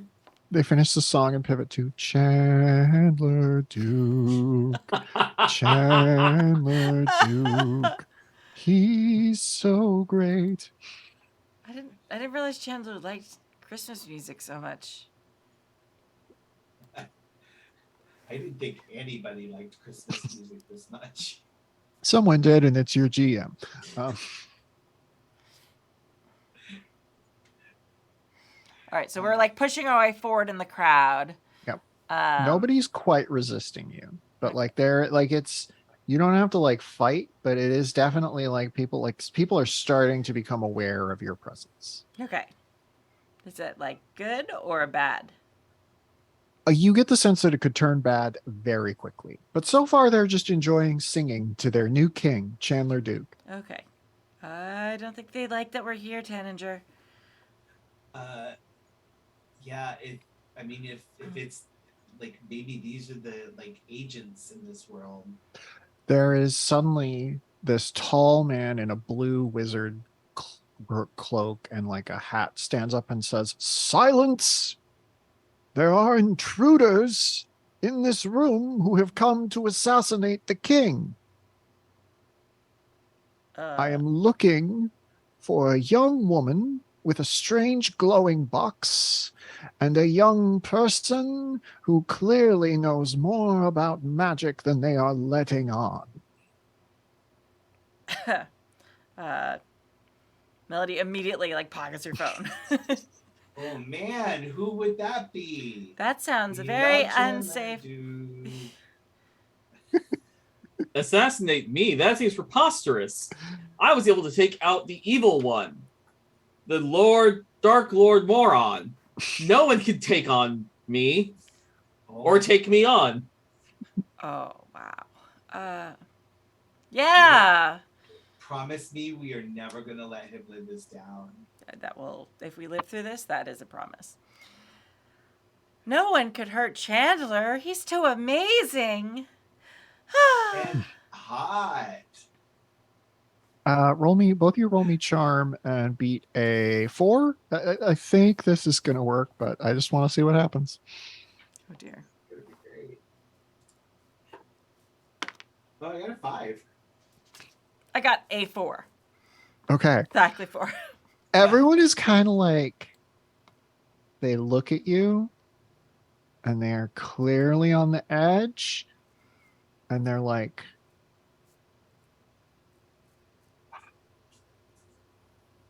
Chandler is duking and snowing inside. Chandler, we love you. You are our best king. And yeah, they're swaying back and forth like lighters. They're like torches. They're going like this with torches. Yeah. And I love for that a moment. Go there's ahead. even like a Christmas song with King in the lyrics, and we're like dancing around it. Good King Chandler, Duke looked out on Yeah, there we those go. Good King Chandler Duke looked out and he saw a demon. Dark Lord Moron need to die. I'm so glad this is happening. No, you're You glad are- this is happening to me. Yeah. Yes. Chandler, as you are standing there listening to everyone sing, you become aware that like everyone is swaying back and forth except for 2 figures who are trying to make their way toward the stage. What do you do? I put down the giant spoon that I've been eating this macaroni and cheese from out of the casserole dish itself and set that aside. And I beckoned them towards the throne. Okay. You there, the free thinkers, please approach the throne. You're not in trouble. No one is in trouble because I am here to stop all trouble. Ah. Sire, So- are you sure this is wise? These people mean to kill you. They mean to assassinate you. Well, they won't succeed. I'm gonna grab Tanager's hand. All right, let's go. Look friendly. Don't laugh. We're gonna just very nicely go up, and I'm gonna like awkwardly bow, like I've seen like other people do better. Now, surely you've heard that I slew the great Dark Lord Moron. So you can't possibly think that you could actually harm me. So perhaps we can talk these issues out. I have been told, a fairly wise king.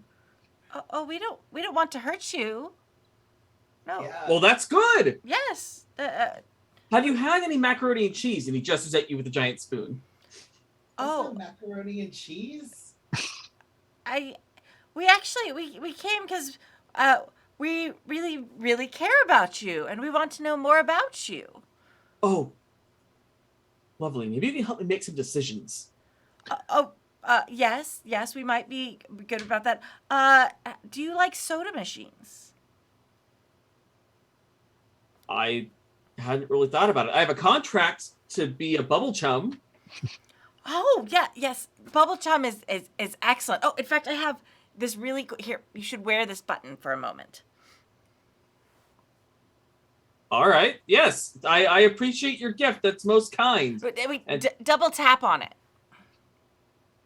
Yes, you should always double tap. Yeah, and then what was it? What was the I word? think it's I would really like a bubble chum. Oh yeah, I'm for some reason I Oh, was, no, it was bubble up. It was bubble Oh, me yeah. up. There we go. Yeah, and bubble then me say up. you have to tap it and say bubble me up.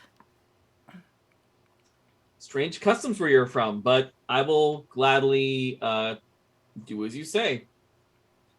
Bubble me up, double tap. Bubble chum immediately appears in your hand. Your advisor's like, "Sire, don't become an influencer. We don't need this kind of business around here." Well, I think it'll be fine as long as I don't get involved with any, agents. I hear the agents are really, really difficult to deal with and really annoying. So, Oh yeah, Yes. Yes. absolutely. You don't, there's the Dark Lord has his eyes and ears everywhere. well, I say let them come so we can be rid of them once and for all. And I will lift up the bubble chums and drink it. Roll me a brains and Lord. beat 6. You get 1 point each from Melody and Tanager being here. Less. That's a 2 on the dice, so that is 4. Okay. Oh wow. Rolling a D here, 4 here, folks. Yep, that's I could have foreseen this.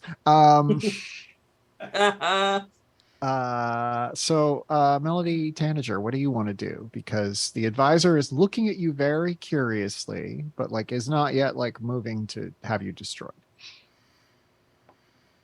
Should I try my spell? I think maybe just give it another try or something a little more subtle.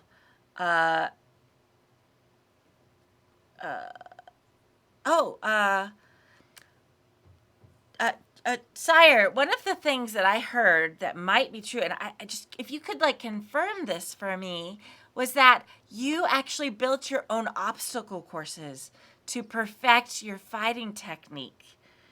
Oh, absolutely. Do you want to see them? Yeah, that would be amazing. Yeah. I would love to see what you made to just perfect your physical prowess to defeat the Dark Lord moron. Yeah. Here. Oh, it's out back. Come on. Excellent. I don't know about this, says the advisor, but It'll obviously. be fine. What could possibly go wrong? I built it myself. Dude, pull your broom out of your ass. No, I pulled it out of the Dark Lord's chest. It's Oh, easily confused. It was a weird angle that took the picture from. So I understand the confusion. But yeah, it was... Yeah. I'm talking about Stuffy McStuff shirt here. Oh, yeah. He's all right. He's cool. Well, tell him to be cooler. I mean, you're the king, Yeah. Melody, roll me charm. Oh, dear. And Chandler also roll me charm. And whoever gets the higher score is who wins here, basically. Basically, if Melody rolls higher, then Chandler, this works for Chandler. And if Chandler rolls higher, then he's just going to make you watch him do his obstacle course. Well, now I'm rolling really well because that 8 exploded. So that's a 14. What? Just so it was an 8 the first time, what'd you get, Melody? 3. So you're going to sit here for a while and watch this happen. Daphne, let's cut over to you because we haven't heard from you in a while. Well, because what happened is Chandler obviously got knocked out, so I had to wait for him to wake up from his concussion. Daphne, you are at the dress store. Oh my God, what's the dress look like? What is this dress? Can I make a kind of a bigger pitch here? Sure. I think since I failed that roll to wake up, and based on what you said during Melody's thing of how like this place is working overtime to make me think that I belong here or whatever, I think that because I imagine Daphne's entire life she was raised with like stories of King Arthur and Morgan Le Fay and Avalon and like this like Arthur, and also like her family's magic is based in like paganism and druidism and stuff like that. So I think that this dream is working so hard to make her never want to leave it. So I think that like it was just like a typical small British town, but I think it's now kind of morphed into this like elvish style city, like you would see like in a Tolkien fantasy. Like it's like essentially Avalon. Like there are buildings with waterfalls. There are buildings like that are incorporated into trees and stuff like that. And it's what she fantasized about the British school being and the magic world being when she was a child and hadn't like fully gotten into it yet. So everything is just over the top. And so I think her dress is also like very like Tolkien-esque. It's very like fey. It's very elvish. Like it's very like it just looks very like something you would see like at a Ren fair and like a very like delicate like it looks like somebody like hand wove all this like silk and did all this kind of stuff with it. And yeah, The girl at the dress shop, who's kind of a bored teenager, who's whatever the Avalon equivalent of looking at your phone is. She's got like a little cup of water that she's just kind of staring into and like running her Doing, like, finger through it every divinations. so often. Yeah. She's Oh, chewing on her already gum. She's seen like, this one. "That's a pretty dress, right? Really like that dress. It's gonna look good on you." Well, it's quite perfect actually. Thank you so much. It's exactly what I imagined I would wear to my first school dance when I was a wee one. Yeah, you're just the most special girl around, aren't you? Almost like everything here is perfect for you. Not perfect for all of us, though. That's Oh, fine. what's wrong for you? Oh, Like, it's fine. leaning I into like have my to. princess. I have to work on a Saturday. Do you want to work on a Saturday? What am I doing? What is this accent right now? I don't know, but I quite like it because it makes you. If it makes you happy, then I'm happy too. I don't think anyone should have to work. Don't you have little like birds and mice who come and help you build the dresses? A bird lands on your shoulder, Daphne, and it's like, "We help you and not anyone else. But if you want us to help her, we'll help her." I do. I want you to help everybody. I want everyone to have a good time. Okay, I'll go get all the other birds and we'll make sure that no one ever has to work ever except for the birds. Well, no, but if you sing a song while you work, it's not like work at all. Will you help us sing a song? Oh, I should have thought about that before I made that joke. I should not. When you Working. sing a happy song, it doesn't feel like work at all. That's as far as I can do before I think I might fall into a legal tune. When you sing a happy song, everyone likes to do the job. Yes, let's do the job today. And the teenage girl is like, "I will do some work too." Oh, see, it's quite fun when you work while you sing along with it. Yes, you go outside with carrying your dress. Mama Beth is in her pumpkin chariot, and there's horses. And one of the horses is like, "Hello, Daphne. How are you today?" Oh, hello, Popcorn. I'm having a great day. How are you doing? "I'm doing just fine. I love working on a Saturday."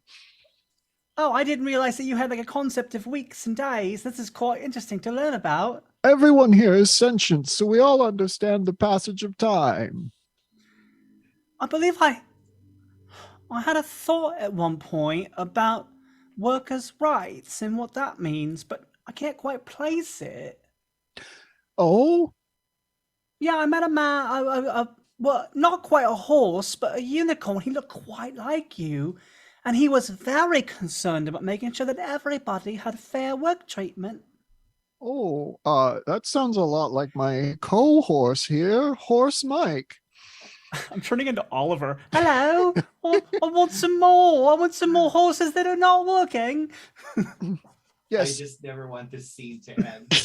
It's very fun to play. Hey, it's me, Horse Mike. How you doing? What's up? Oh, hello, Horse Mike. I believe I've met you before. We've talked a lot about workers' rights, right? Yes, we talked about like unionization. I'm trying to unionize the horses here. 1 second. Okay. I'm just going to talk a little bit about what it means to be in a union and some of the benefits you can get from doing so.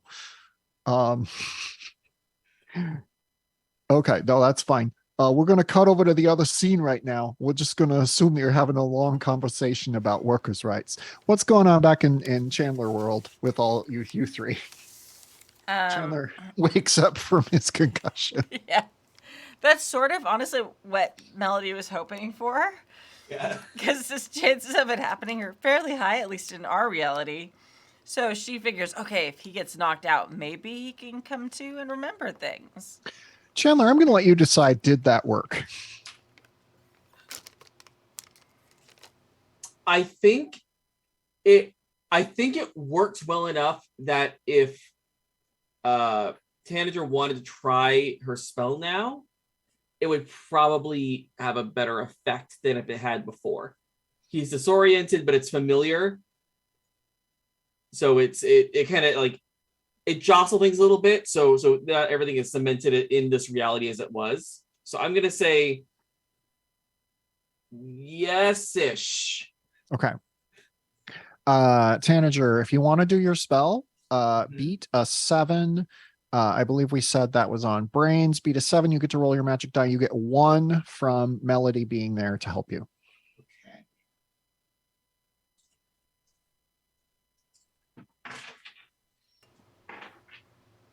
You can do it. I believe in you. An 8 and a 1 is 9. You Plus did 1 is it. 10. Woo.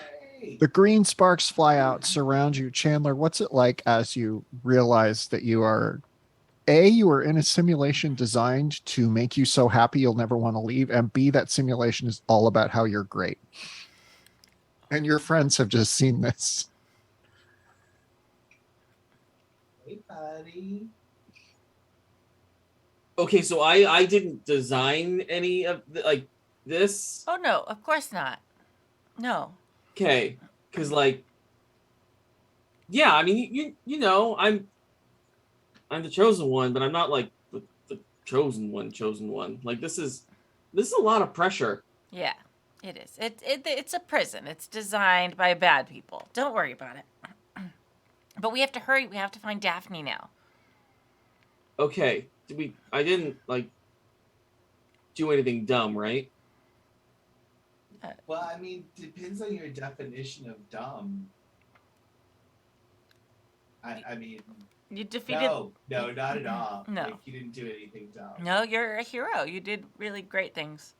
Okay, cool. Because yeah, you know I have kind of a reputation to keep up. I don't want people to think that I'm not really up to snuff. So The advisor is sorry. Go ahead, Melody. Oh, I was just gonna be like, you don't have anything to worry about from us. The advisor is Cool. standing out at the edge of the obstacle course, and there's just people thronged around behind him. And he points at them and says, "They are after our king. We must destroy them before they can take our king away from us. And Oh. if our king says otherwise, don't listen to him. He's been poisoned by them. The only soda machine is inside the castle. This mob is between you and the castle. What do you want to do?" Okay, time to go.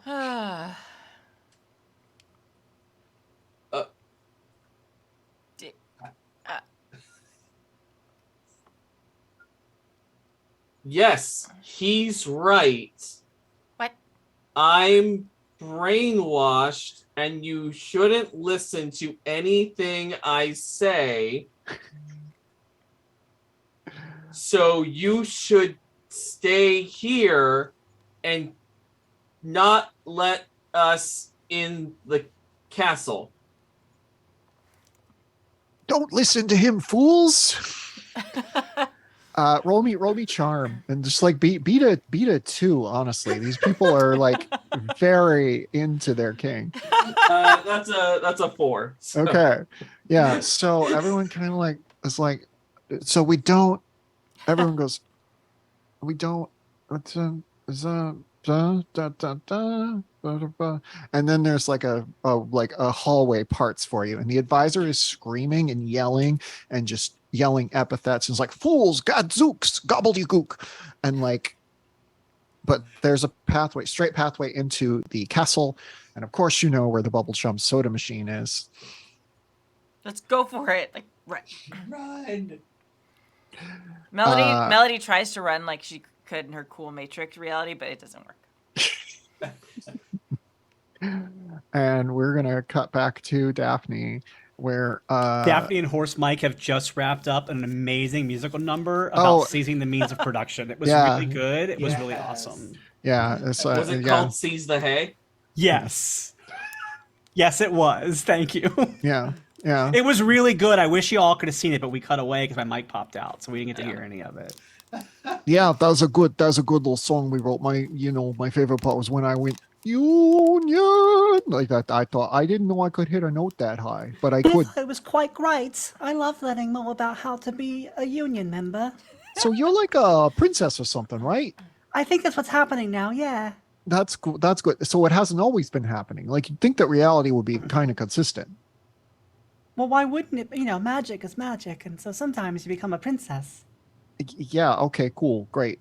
So anyway, I'm on the clock today, and I assume I'm going to be paid in as many apples as I'd like. I'll be paid overtime for these apples. Oh yes, I'll make sure you get paid for all your apples and a half because of how much hard work you're doing on a Saturday. Because Great, that's what matters. great, wonderful. Okay, we're going to I had a pull you on. sit-down meeting with you and your union, and I made sure the company landed what you wanted. Cool, great. So we're gonna go and we're gonna take you back to the place so you can get ready for your ball or something. I don't know what's happening anymore. Yeah. That would be quite splendid. Thank you so much, Horse Mike. I'm just gonna say your three friends enter the scene. How do you enter the scene and what do you see when you get there, the other three of you?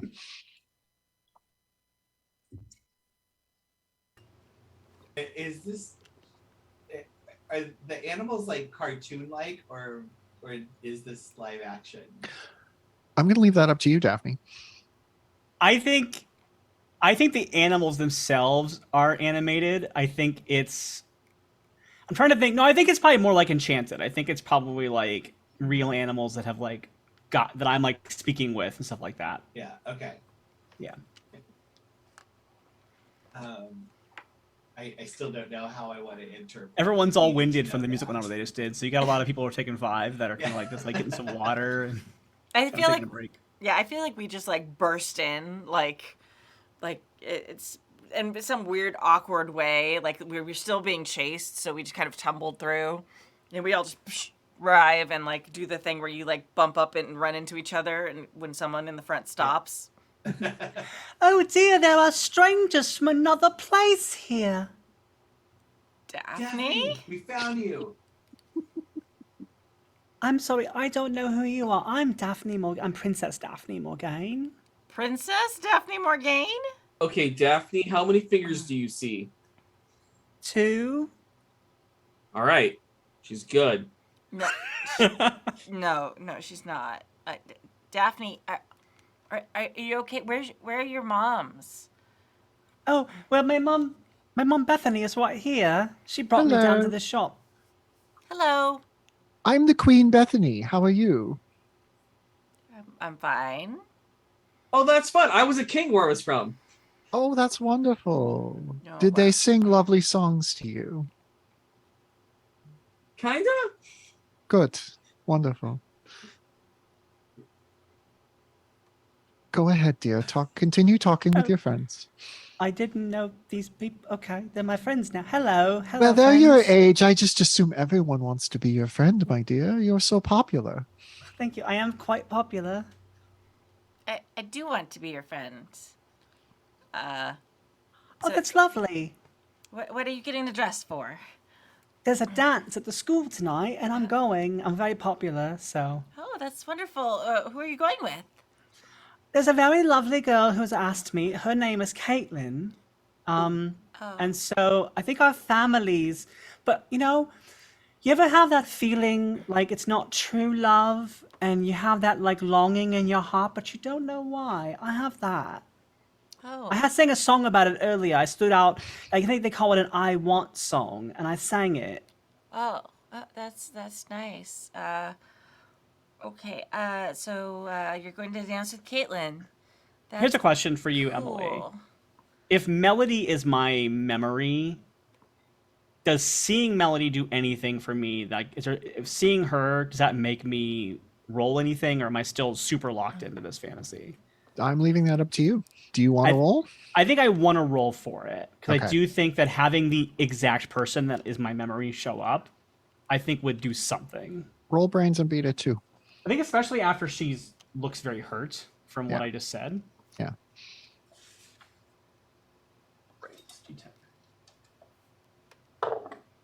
Yeah, roll a 5. Yeah. Tell me what happens when you see her. Wait. Wait, no. I don't want to go to the dance with Caitlin. You don't? No, I wanted to go to the dance with you, but we didn't get to go. That's right. Melody's gonna like walk up and like take her hands.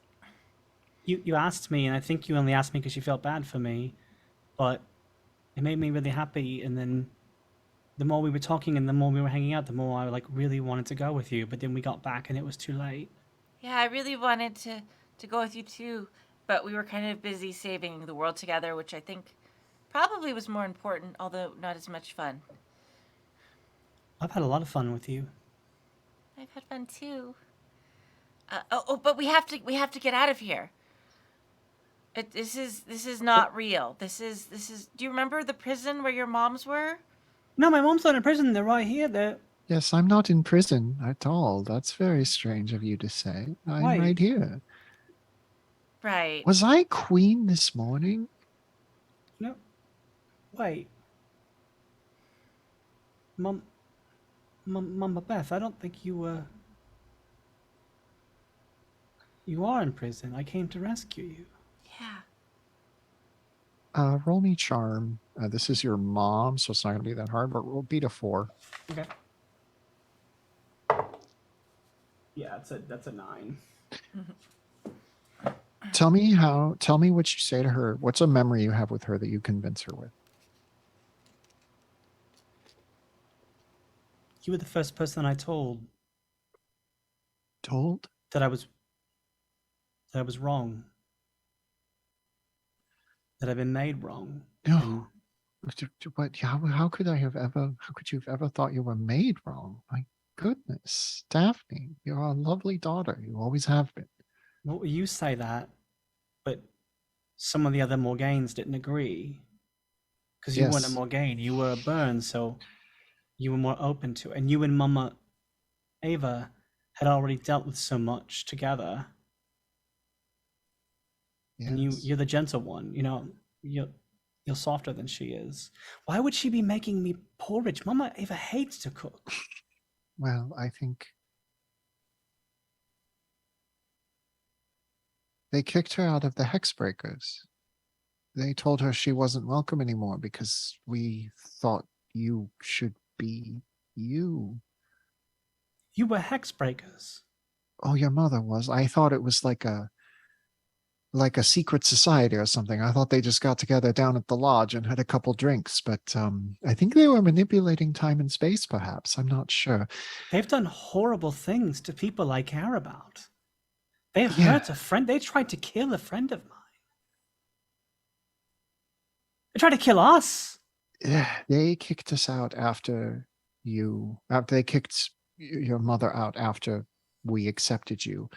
That's why you had to leave the British school, among other things. It's they are very certain that there's a certain way things should be, both in terms of personhood and in terms of magic. And I don't know if your mother knew the extent of it, but that's a question for her. Maybe we should get her and get out of here before they realize what's happened. Are you all okay too? Tanager, Chandler, are you okay? I am. How Yeah, many fingers, Chandler? How many fingers?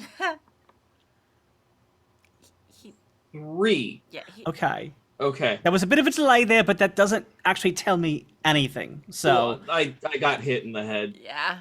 yeah, you do that. Mel's, you came Go ahead. and got me. Of course. Of course, we'll always come and get you. And I'll always come and get you. But She kind of just like holds your hand and squeezes it. she squeezes back. Yeah. But we have to hurry. So we have to go get your other mom, and we have to get out of here. And we have to find the dragon, remember? Right, Alexandra, I told her I would help her. We have to help her. Yeah. And you Fast go. does this pumpkin go? What's that? Fast does this pumpkin go? Could you say it like a little bit louder? Like imagine if you were kind of far from the microphone and how you would say it that way. How fast does this pumpkin go? It's a Hey. dream pumpkin. It'll go as fast as we want it to. This pumpkin goes so fast. You let me take this pumpkin. I get paid apples time. I get paid an apple and a half for every hour I'm on the job. So I'm Horse going Mike, to take. I will give you 2 apples for this one. Mike, Okay. it's so good to see you. You're amazing. I don't think we've actually met before, but Oh, you know what? That's okay. great. Yeah. This is a dream version of Mike. I don't think it's the actual No, Mike. I know. It's still I'm good to see Horse him. Mike. He's very My nice, yeah. cousin is Unicorn Mike, who you may have met before. Yeah. There's also Bus Driver Mike, and Yeah. there's Seahorse Mike, and there is Centaur Mike. Pray you don't meet him. He's kind of mean. Okay. Is there a Minotaur, Mike? No, sorry. He died. Very sad. Oh, it's very tragic. He was in a maze, I bet.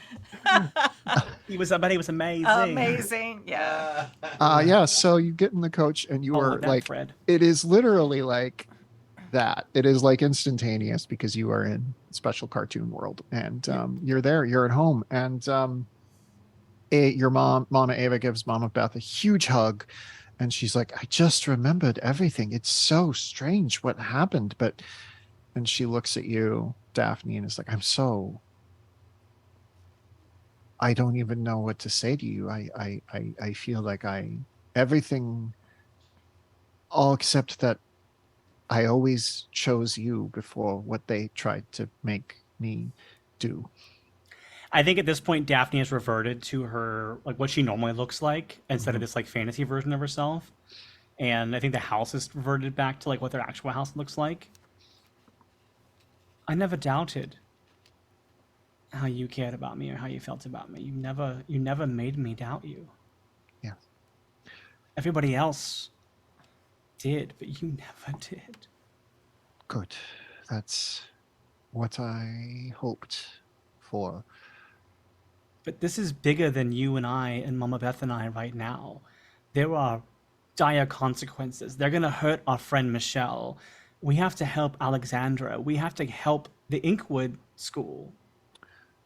Ava looks around at all of you and says, listen, are you sure you want to leave this place? It is a place where you can have everything you've ever wanted.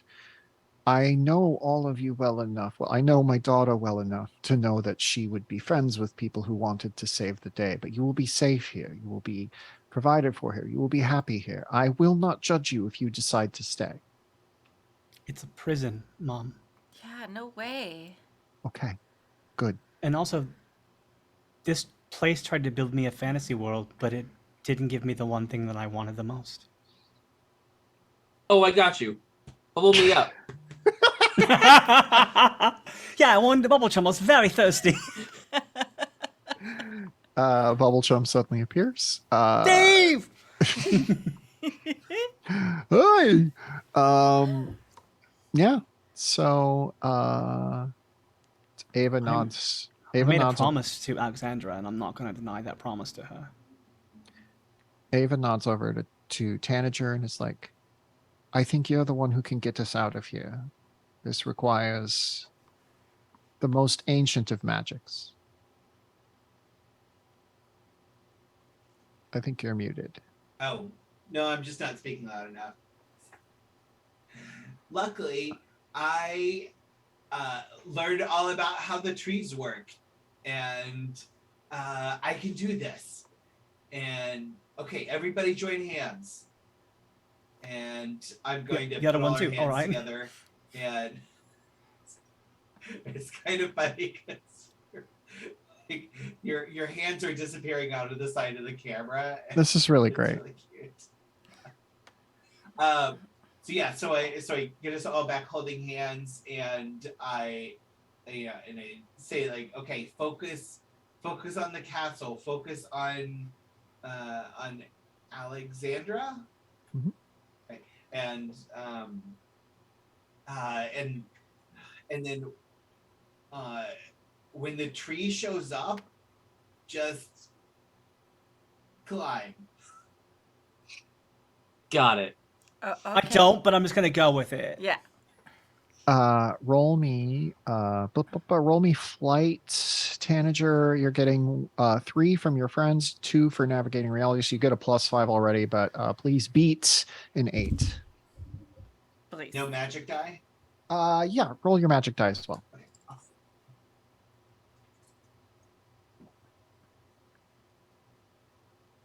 2 and 5 is 7 plus 5 is 12. Hey, cool. a tree grows out of the ground.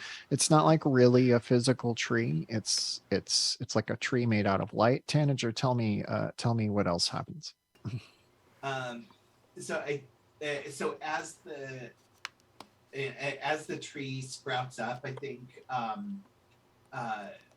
leaves just made out of like glowing light start to fall around us, and I think in the reflection of the golden leaves, you can see different realities and different versions of ourselves inside them, and and then I think just holding hands, I just start walking up the tree and pulling them along with me, and we all just sort of walk, sort of do the Matrix walk, just walk up the tree horizontally. Yeah, and as then the leaves just start to swirl around and take us to where we're intending to go. You are in a dark, formless void. You have Daphne's moms with you. And in the distance, you can hear a man's voice shouting, "Bind her! We must not let her escape again." And you hear a terrible beast just growling and yowling in pain. Oh. I run in that direction, and I'm just already blasting at whoever's trying to grab her. Like, if I see a person with a rope or anything, blasting them. Yep, I'm going in for a tackle. Okay. There are it's a weird interdimensional prison space, but so you come upon them much more quickly than you'd expect. So Daphne, I think we determined basically magic missiles, like roll me a 6 on fight, and Chandler, roll me a brawn beat a 4 on brawn. I rolled a 15. Hell yeah. That's a 12. Okay, so this guy's going down. This is the guy who was this is Michelle's dad. This is his name is Trevor. I'll just say that's his name now. And Was his name. Yeah, his name. And he It was his name. Yeah. Yeah. He stares at you in abject terror as he gets hit in the chest by this bolt of lightning and tackled from the side, and he flies backward and just like punk, I go, disappears. your daughter's name is Michelle. He vaporizes out. He enters the void, and the other like hexbreakers who are holding the ropes kind of back away into the void as well, because they're that scared since you both did so great. And you become aware that the ropes are binding what is sort of a dragon-shaped form, though you can't quite like see it. It's like they have like a bag over it or something. No. I'm going to start cutting ropes with magic. Yeah. Let's arcane scissors go. Yeah, it's not that difficult, and you are now looking upon a dragon who stares at you and says, "You are supposed to be prisoners in this space, like me. How did you get out?" We're just that, we're good. Friendship is magic. Are you the dragon? Yes, I'm Alexandra. I'm a dragon now. I used I to be. told you her name. God, don't be rude. Oh, I've never seen a dragon before. I used But to if be. someone saw you, are you the dude? Are you the person? Are you the girl? Like you just. She's trying to talk. Sorry. It's fine. You can continue conversing if you would like. I am very weak. I could use a drink of water. Oh, pull me up. I suppose this will do. Rule of 3. I'm sorry, I can't answer your questions. They locked away so many things I used to know in my brain where I used to be, and now I just know what a dragon knows. If you can undo this transformation, perhaps I can help. But you would have to undo it. All right, we can do that. How do we undo it? What's the deal? If I knew, I would have done it. Well, look, we all have different strengths, right? Like, I'm really good at like just blunt magic, like powerful magic, and Mel's is like wicked smart at doing like new and interesting things with magic. And Tanager has this just like primal fury in them that they can unleash. And Chandler, you're also here. So we all have stuff. Like you're yeah, Super you're like strong, you're strong. So how do we combine those things together? All of us using our own strength. Like, what can I do to channel some energy so that maybe my energy and Tanager's energy can form into something that Mel's is doing, and maybe Chandler, you can kind of be like the focus, so your strength will hold on to it. Yeah, that makes a lot of sense. It sounds good to me. What if you built like a small little contraption or obstacle kind of thing to help focus the energy, and then Mel's can do a magic spell with that, and Tanager and I can put energy into it. Chandler, are you still carrying that sword that you killed the moron with? Oh, this? Yeah. Okay. This probably would have been easier to cut the ropes. Oh. I forgot I was wearing it, to be honest. I didn't know you had a sword. I wouldn't have thought of that weird convoluted thing if I'd known you had a sword this whole time. Thanks for telling me about the sword earlier, so you don't feel stupid. All right, Chandler, you hold the sword up like a hero, right? And Mel's, you figure out a spell to turn a dragon into a person, just like the basics of it, using one of your electronics devices. And Tanager, you and I will direct pure magic energy into the sword, and that way Mel's can then push it from the sword into the dragon to save her.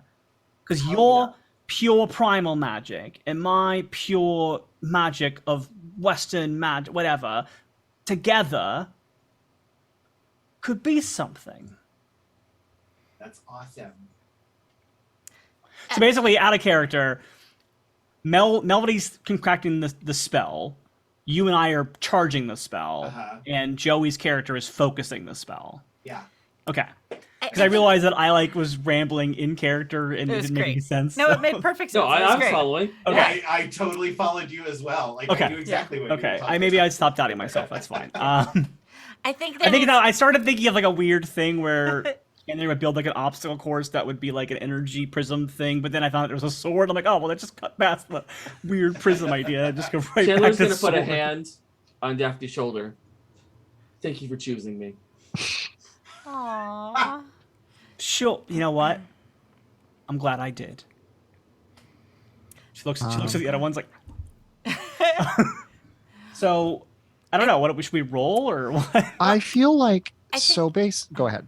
Go ahead. Well, I think there needs to be a slight adjustment. I think if the sword channels all the power into the phone, it will cause a problem. But I have this. She's going to pull out her charging cable and plug it into the phone and then hand the other end to Daphne and Tanager. So if you channel your power into this, it will go into the phone. And then I could use the sword like a antenna and amplify the signal, and it should then go at the dragon. I like that. You're very smart. It was your idea. Yeah, but you made it better. No, You always make my I mean, things better. it was definitely, we work very well together. It's God, a you good two get a room. We're trying to Seriously, make so cute. rooms.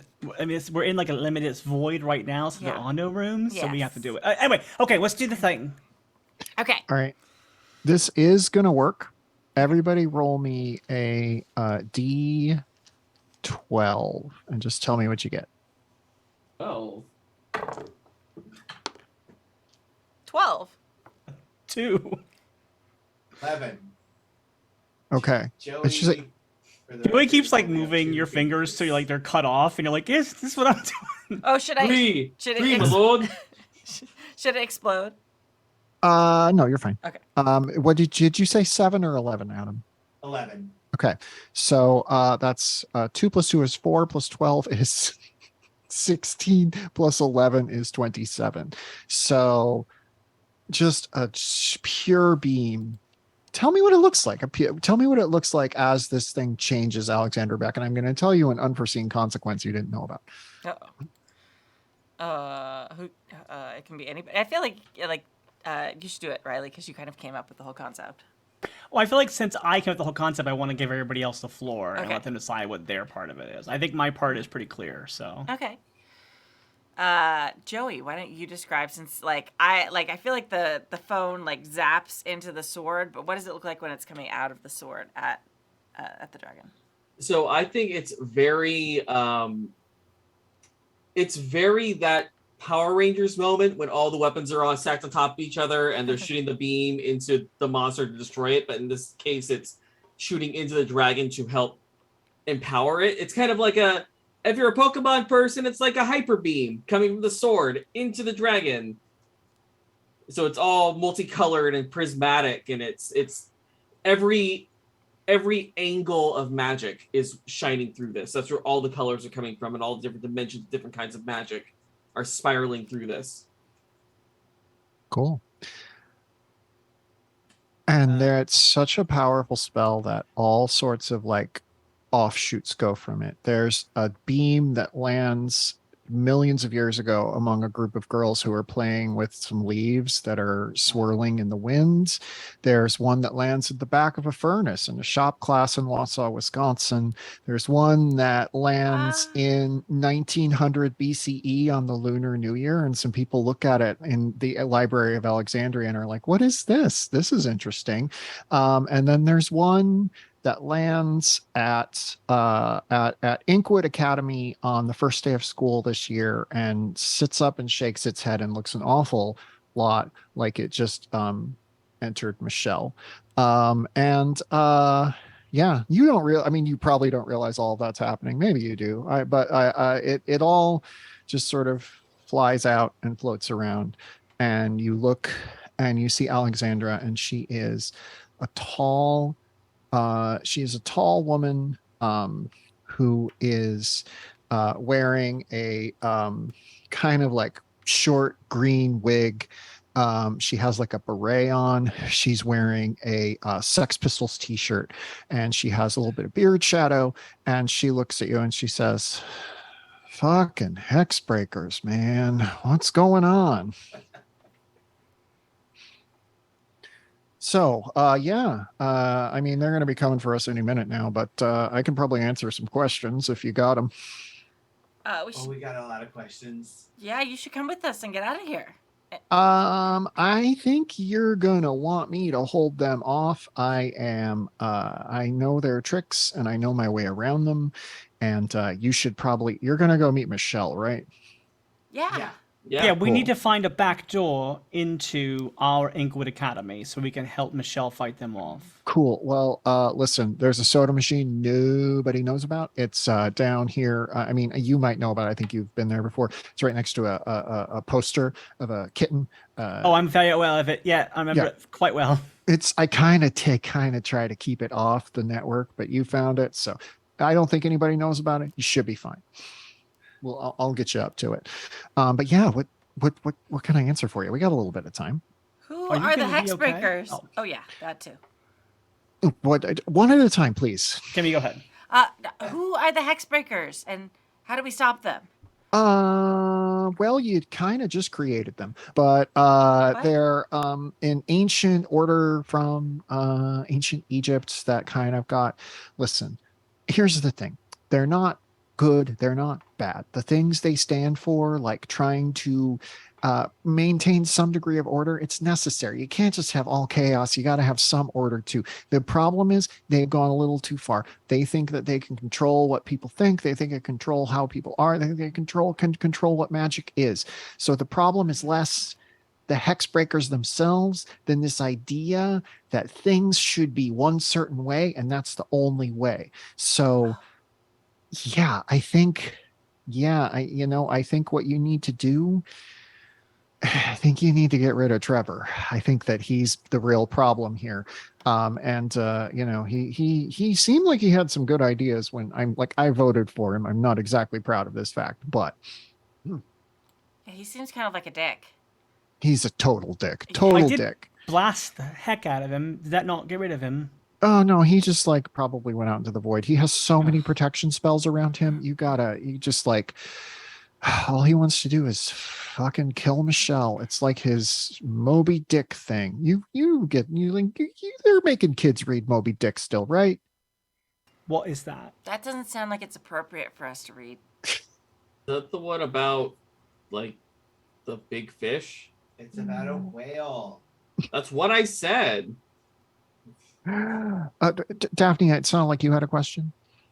I just wanted to make sure you were going to be okay because you were already trapped down here. I don't feel right leaving you behind to stay trapped here. I'll be fine. It's not going to be a walk in the park, but if you kids win, I'll be fine. Just make sure you win.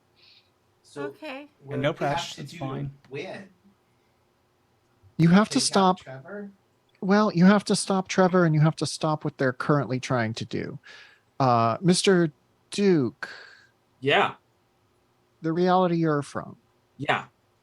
The Hexbreakers believe that that is the one prime reality and that we should all be in that reality. They're trying to converge everything on that point. I'm sorry you might have to die. Oh. What?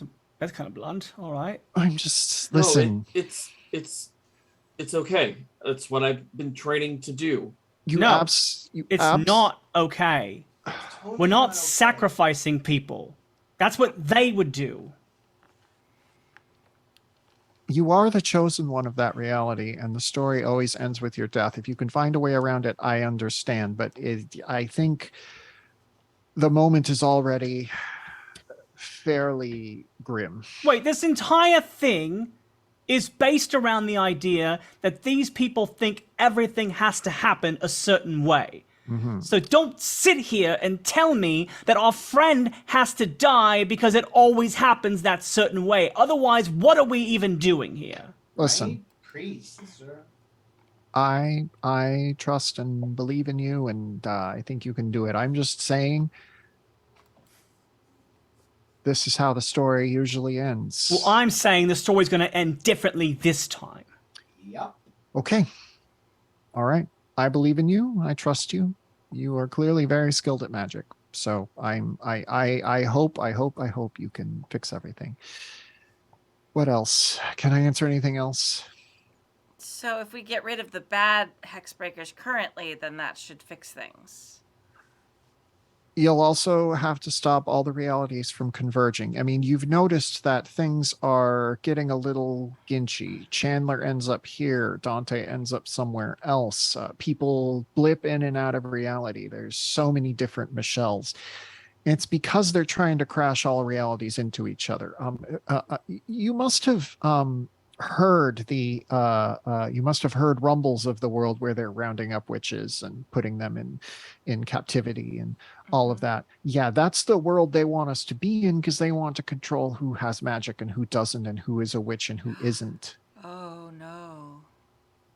That's the world that Chandler is from. All right, so you said we have to stop that from happening. And the way to stop that from happening is for me to fulfill my destiny. No, we're gonna find another way to keep that from happening. What I'm asking is what is actually causing it so we know what to stop.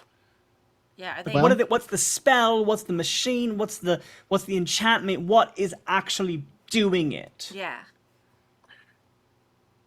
There's an enormous demon. He's big, he's red, he has horns. His name is the Dark Lord Moron, and he is fated to face your friend in combat. Now, what I am saying is the way that I know how to stop this is for your friend to give his life. I don't know another way. I hope you can find one, but that is not a thing I can provide you. You will have to figure it out on your own. Here's what I do know. I know that Wendell Parker and Emily Travell, who are two of the freedom fighters, have been working on alternate solutions. If you can find them, they might help you. If you can find Michelle, she might help you as well. But she's the one the Hexbreakers blame for everything, and they're going to try to have her killed. Oh. I'm saying this is very, very, very dangerous. I'm just trying to underline the gravity of this situation for you. I understand that. I'm not mad at you. What I'm saying is, I don't accept it. All right. Good. I don't either. Chandler gives his life to fight the Dark. I know, it's such a bad name. Oh, Chandler gives his life to fight this demon in a reality where he hasn't met the three of us, but he has us. And we're not going to sit back and let him just do that. He's going to have us at his side. And maybe whatever it is that kills him, we can help shoulder some of that. And then he'll make it through. Good. Good luck. In the distance, you can hear a familiar voice yell, Alexandra! You recognize it as the voice of Trevor. And Alexandra points off into the distance. It's like, go, fix this. I can handle him for now. Thank you. Great. What are you going to do? We're gonna run towards the portal or to the Soda machine. the soda machine. Yeah. There's a paternoster that will take you up to the basement of Neuschwanstein where there's a soda machine. I think once we get out of the void, before we get to the soda machine, I'm going to stop Melody. Listen. Before we go in that machine, when we jump in that machine, we're heading into danger. We're heading into a pretty grim battle. Yeah. So, I don't want to regret anything. And I kiss her. Wow, right in front of your moms and everything. They know the deal. Yeah. And like, yeah, and like your moms are like, oh, you two are so cute together. And Mama Ava puts her hand on your shoulders, like, we're going to go rally what troops we know of. So will you be okay? I was having a moment, but all right, yeah, I'll be fine. I'm so sorry. I appreciate that you are having a moment, but it's my duty as a mother to make it as awkward and cringe-inducing as possible. Well, you did it. yeah. Congratulations. Yeah. I Your mean, Majesties, I will take care of them. They're not actually okay. Three fingers. Yeah. Okay. Yeah. So, Melody's gonna kind of giggle and then like grab Daphne's hand and then like they go into the soda machine like holding hands. okay, where are you going in the soda machine? I think we're trying to go to the back door into Inkwood. Yeah, we were gonna go for that. The reality we came from. Be awkward if we didn't after all this. Like, well, we actually had a little more time before. Okay, I The will demon is Go ahead. in my reality, so maybe we should go there to stop whatever this is. Well, actually, do either of you, Tanager or Melody, who have some ability to know this, do you check what reality you're in? We're in right now. Yeah. Oh, Oh, it's a good question.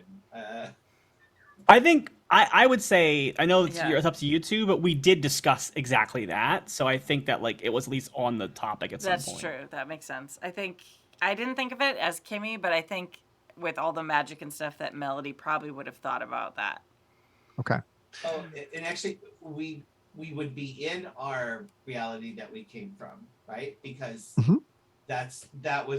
we are in the back door. That was the prison. Yeah. Yeah. Okay. Oh, got it. Okay, yeah, that's right. I'm just asking if either of you have done any quick check of what's going on. No. Okay. I will do one. I'll pull Okay. up my phone and I'll open my Google Maps / Dimension app. The tabs. The realities that you have seen so far are all gone. except for the one that you came from, but it doesn't quite look the same. It looks like something has been done to it. And you have the little thing that lets you see what's real and what's not, right? Yeah, I've got Yeah. the stone. And when you hold on to that, everything is like a weird flashing mixture of red and gold. Like everything has been smushed together. And you can see that this reality is being folded into another. And then the only other one beyond that is the non-magical Wausau that Michelle came from. Okay. So everything is collapsing in on itself. Oh, we have to really hurry. We don't have very much time. It looks like this reality is collapsing and being smushed into the other one, and the only other reality left is the one we came from with no magic in it. So we're gonna have to try and fight this with no magic. Well, No. yeah, we have to hurry right now and see if we can To- find Michelle first, I think. Yeah. And to be clear, this reality is being merged with another, and then there's the Wausau one. Oh, So got it, there's sorry. there's like three, but this is being merged with one, and then presumably, yeah. Yeah. So This is like when the Flash and Supergirl were now suddenly on the same Earth instead of two Yeah. separate Earths. Yeah. Exactly. Yeah. So you're gonna go back to Inkwood. Tell me what soda machine you used to get into Inkwood. Hmm. I don't think we know that. I think we were told it was a back door. So where's the Can- back door at? Can I make a suggestion? Sure. I don't remember the name of the class, but whatever the class is that teaches magic users how to interact in the human, like in the mortal world. Oh, It's in that classroom. I have it. It's mundane studies. Yeah. Mundane Studies. It's the Annabelle one in Appleton. Mundane Studies that you all were supposed to be practicing on way back when. Yeah, it's usually The- not plugged in, but somebody for some reason is plugged it in right now. The soda, you appear through the soda machine and you see Professor Anna Applebaum, and she's like hugging her fiance Dorothy, and like they're clearly in pitch terror. And Anna looks at the soda machine and looks at you and says, Professor Parker told us to plug that in. What just happened? Where did you come from? How did that, what? Oh, no time to explain. We gotta defeat evil. But stay here and be safe. And Santa Claus is real. As you leave the room, she turns to her fiance and like, I think this is a magic school. That's amazing. Yeah. And you get out into the hallways of Inkwood, and things are on fire and people are being handcuffed, and there's loud noises. There's like what sound like helicopters, but are probably some sort of magical creature outside. Everything is chaos, and you can hear what you heard in the very first episode when you were listening to the other reality. You can hear someone saying, all witches must die, all witches must be rounded up. It's right outside in the courtyard. And that is where we're leaving things until next time, when we will do our season finale. I hope you all enjoyed me smushing 2 episodes into one. It We was had good. a great time. It was good, actually. Yeah. Yeah, I like Yeah. it. Yeah. I love a good fantasy like mind mess episode. Yeah. prison. Yeah. So that's we will be back next week, hopefully in person, to finish out the Hexbreakers story, season 1. And we will be happy to I've been so happy to play this game with you. I'm sad to see it end. And also I'm about to have a baby. I want to have my Wednesday nights. Very fair. So if y'all if thank you to our chat mods, Dork Lord Canada, probably some other people maybe, and if you want to watch previous episodes of this, they're at happyjacks.org/hexbreakers, happyjacks.org/hexbreakers. You can see all our other shows there. I'm Emily St. James. You can find me on Twitter at twitter.com/EmilyVDW. You can find my writing all over the internet. This is the only thing I'm currently doing RPG wise. And I'm guessing after next week's session, I will never play a game again, because I'm going to have a child I have to stare at. So it's gonna be a fond farewell from me to tabletop gaming as a hobby. My other players, Kimmy. You know, you're sitting at a table with someone who has an entire RPG studio in her backyard. I know. Despite having, Yeah, despite having a child. And Yeah. had a baby. Yeah. Yeah. You can do both. There's a definite time where it's only baby. But then eventually, slowly, tabletop starts creeping back in. Yes, I'm Kimmy. I have a baby and an RPG studio. And you can find me at Golden Lasso Girl. You can also find me if you at Happy Jacks RPG on pretty much any social media. It's me. Right now, I am in this, and I'm also here every Friday for the Advice Show, which is a lot of fun, very wild. All of the people here have been on it recently, except Emily, and she's scheduled in 2 weeks. 2 weeks. Yeah, I'm very excited. I plan to come on after the season finale of Hexbreakers, so we can all just ask all your Hexbreaker questions will be answered. Yes. And Finally. yes. Yes, and real quick, I also want to thank all our amazing Patreons who support us and keep us ad-free and independent and playing wild, wacky, fun games like this one that we can just have fun ourselves and don't have to worry about pleasing any sponsors or ad people. So, yes. Except for Bubble Chums, Yes. who has underwritten this entire campaign. Absolutely. And if you want to join the Patreons, you can go to happyjacks.org/Patreon, and you can find out more information there. All right, next person. Riley. Hey everybody, I'm Riley Silverman. My books are all out now. My Star Wars books, you can get all 3 of them. I have a stack of them over here. I there's Adam is holding up part of it. You can't really see it because of the way green screen works. But there you go. Yeah, I have my pop-up books are over there, but they're in a box, so I can't get them out. So please check them out. They are available. You can buy them now. Also, tomorrow's episode of Port Saga that drops is my first episode of season 2. So I'm excited about that. And the Vampire the Masquerade scripted audio drama podcast that I'm on, that is very fun. And it's a vampire murder mystery. What else you got to know about it? That's fun. And I'm excited to come back next week and be in studio and say goodbye to this season and these characters for a bit, or who knows? But we'll see. Yeah. Joey. Hey everybody, I have been Joey, and I have also been Chandler Duke, your resident smart guy and chosen one. I am not really doing anything else right now because life is a thing. But life will be much more free in about a week and a half, so then I can do more things. So why keep is an that? eye on. What's happening in a week and a half? Yeah, why is that, Joey? What are you doing on? in a week and a half? I'm also getting a baby in a week and a half. Are you just gonna find one somewhere? That's my plan. Yeah, just somewhere. I don't know. You cannot have mine. Okay. But I yeah. got a bunch of babies in the back. If you want one, I can just grab one for you. Oh, I love that. Yeah. What, what color hair you want? Red? I got red. Got red hair. I want babies. But yeah, hopefully more RPG stuff soon. For now, go to my Twitter and see me play Wordle and talk about Drag Race, because that's kind of been my entire coping mechanism the last 2 months. So, bubble me up.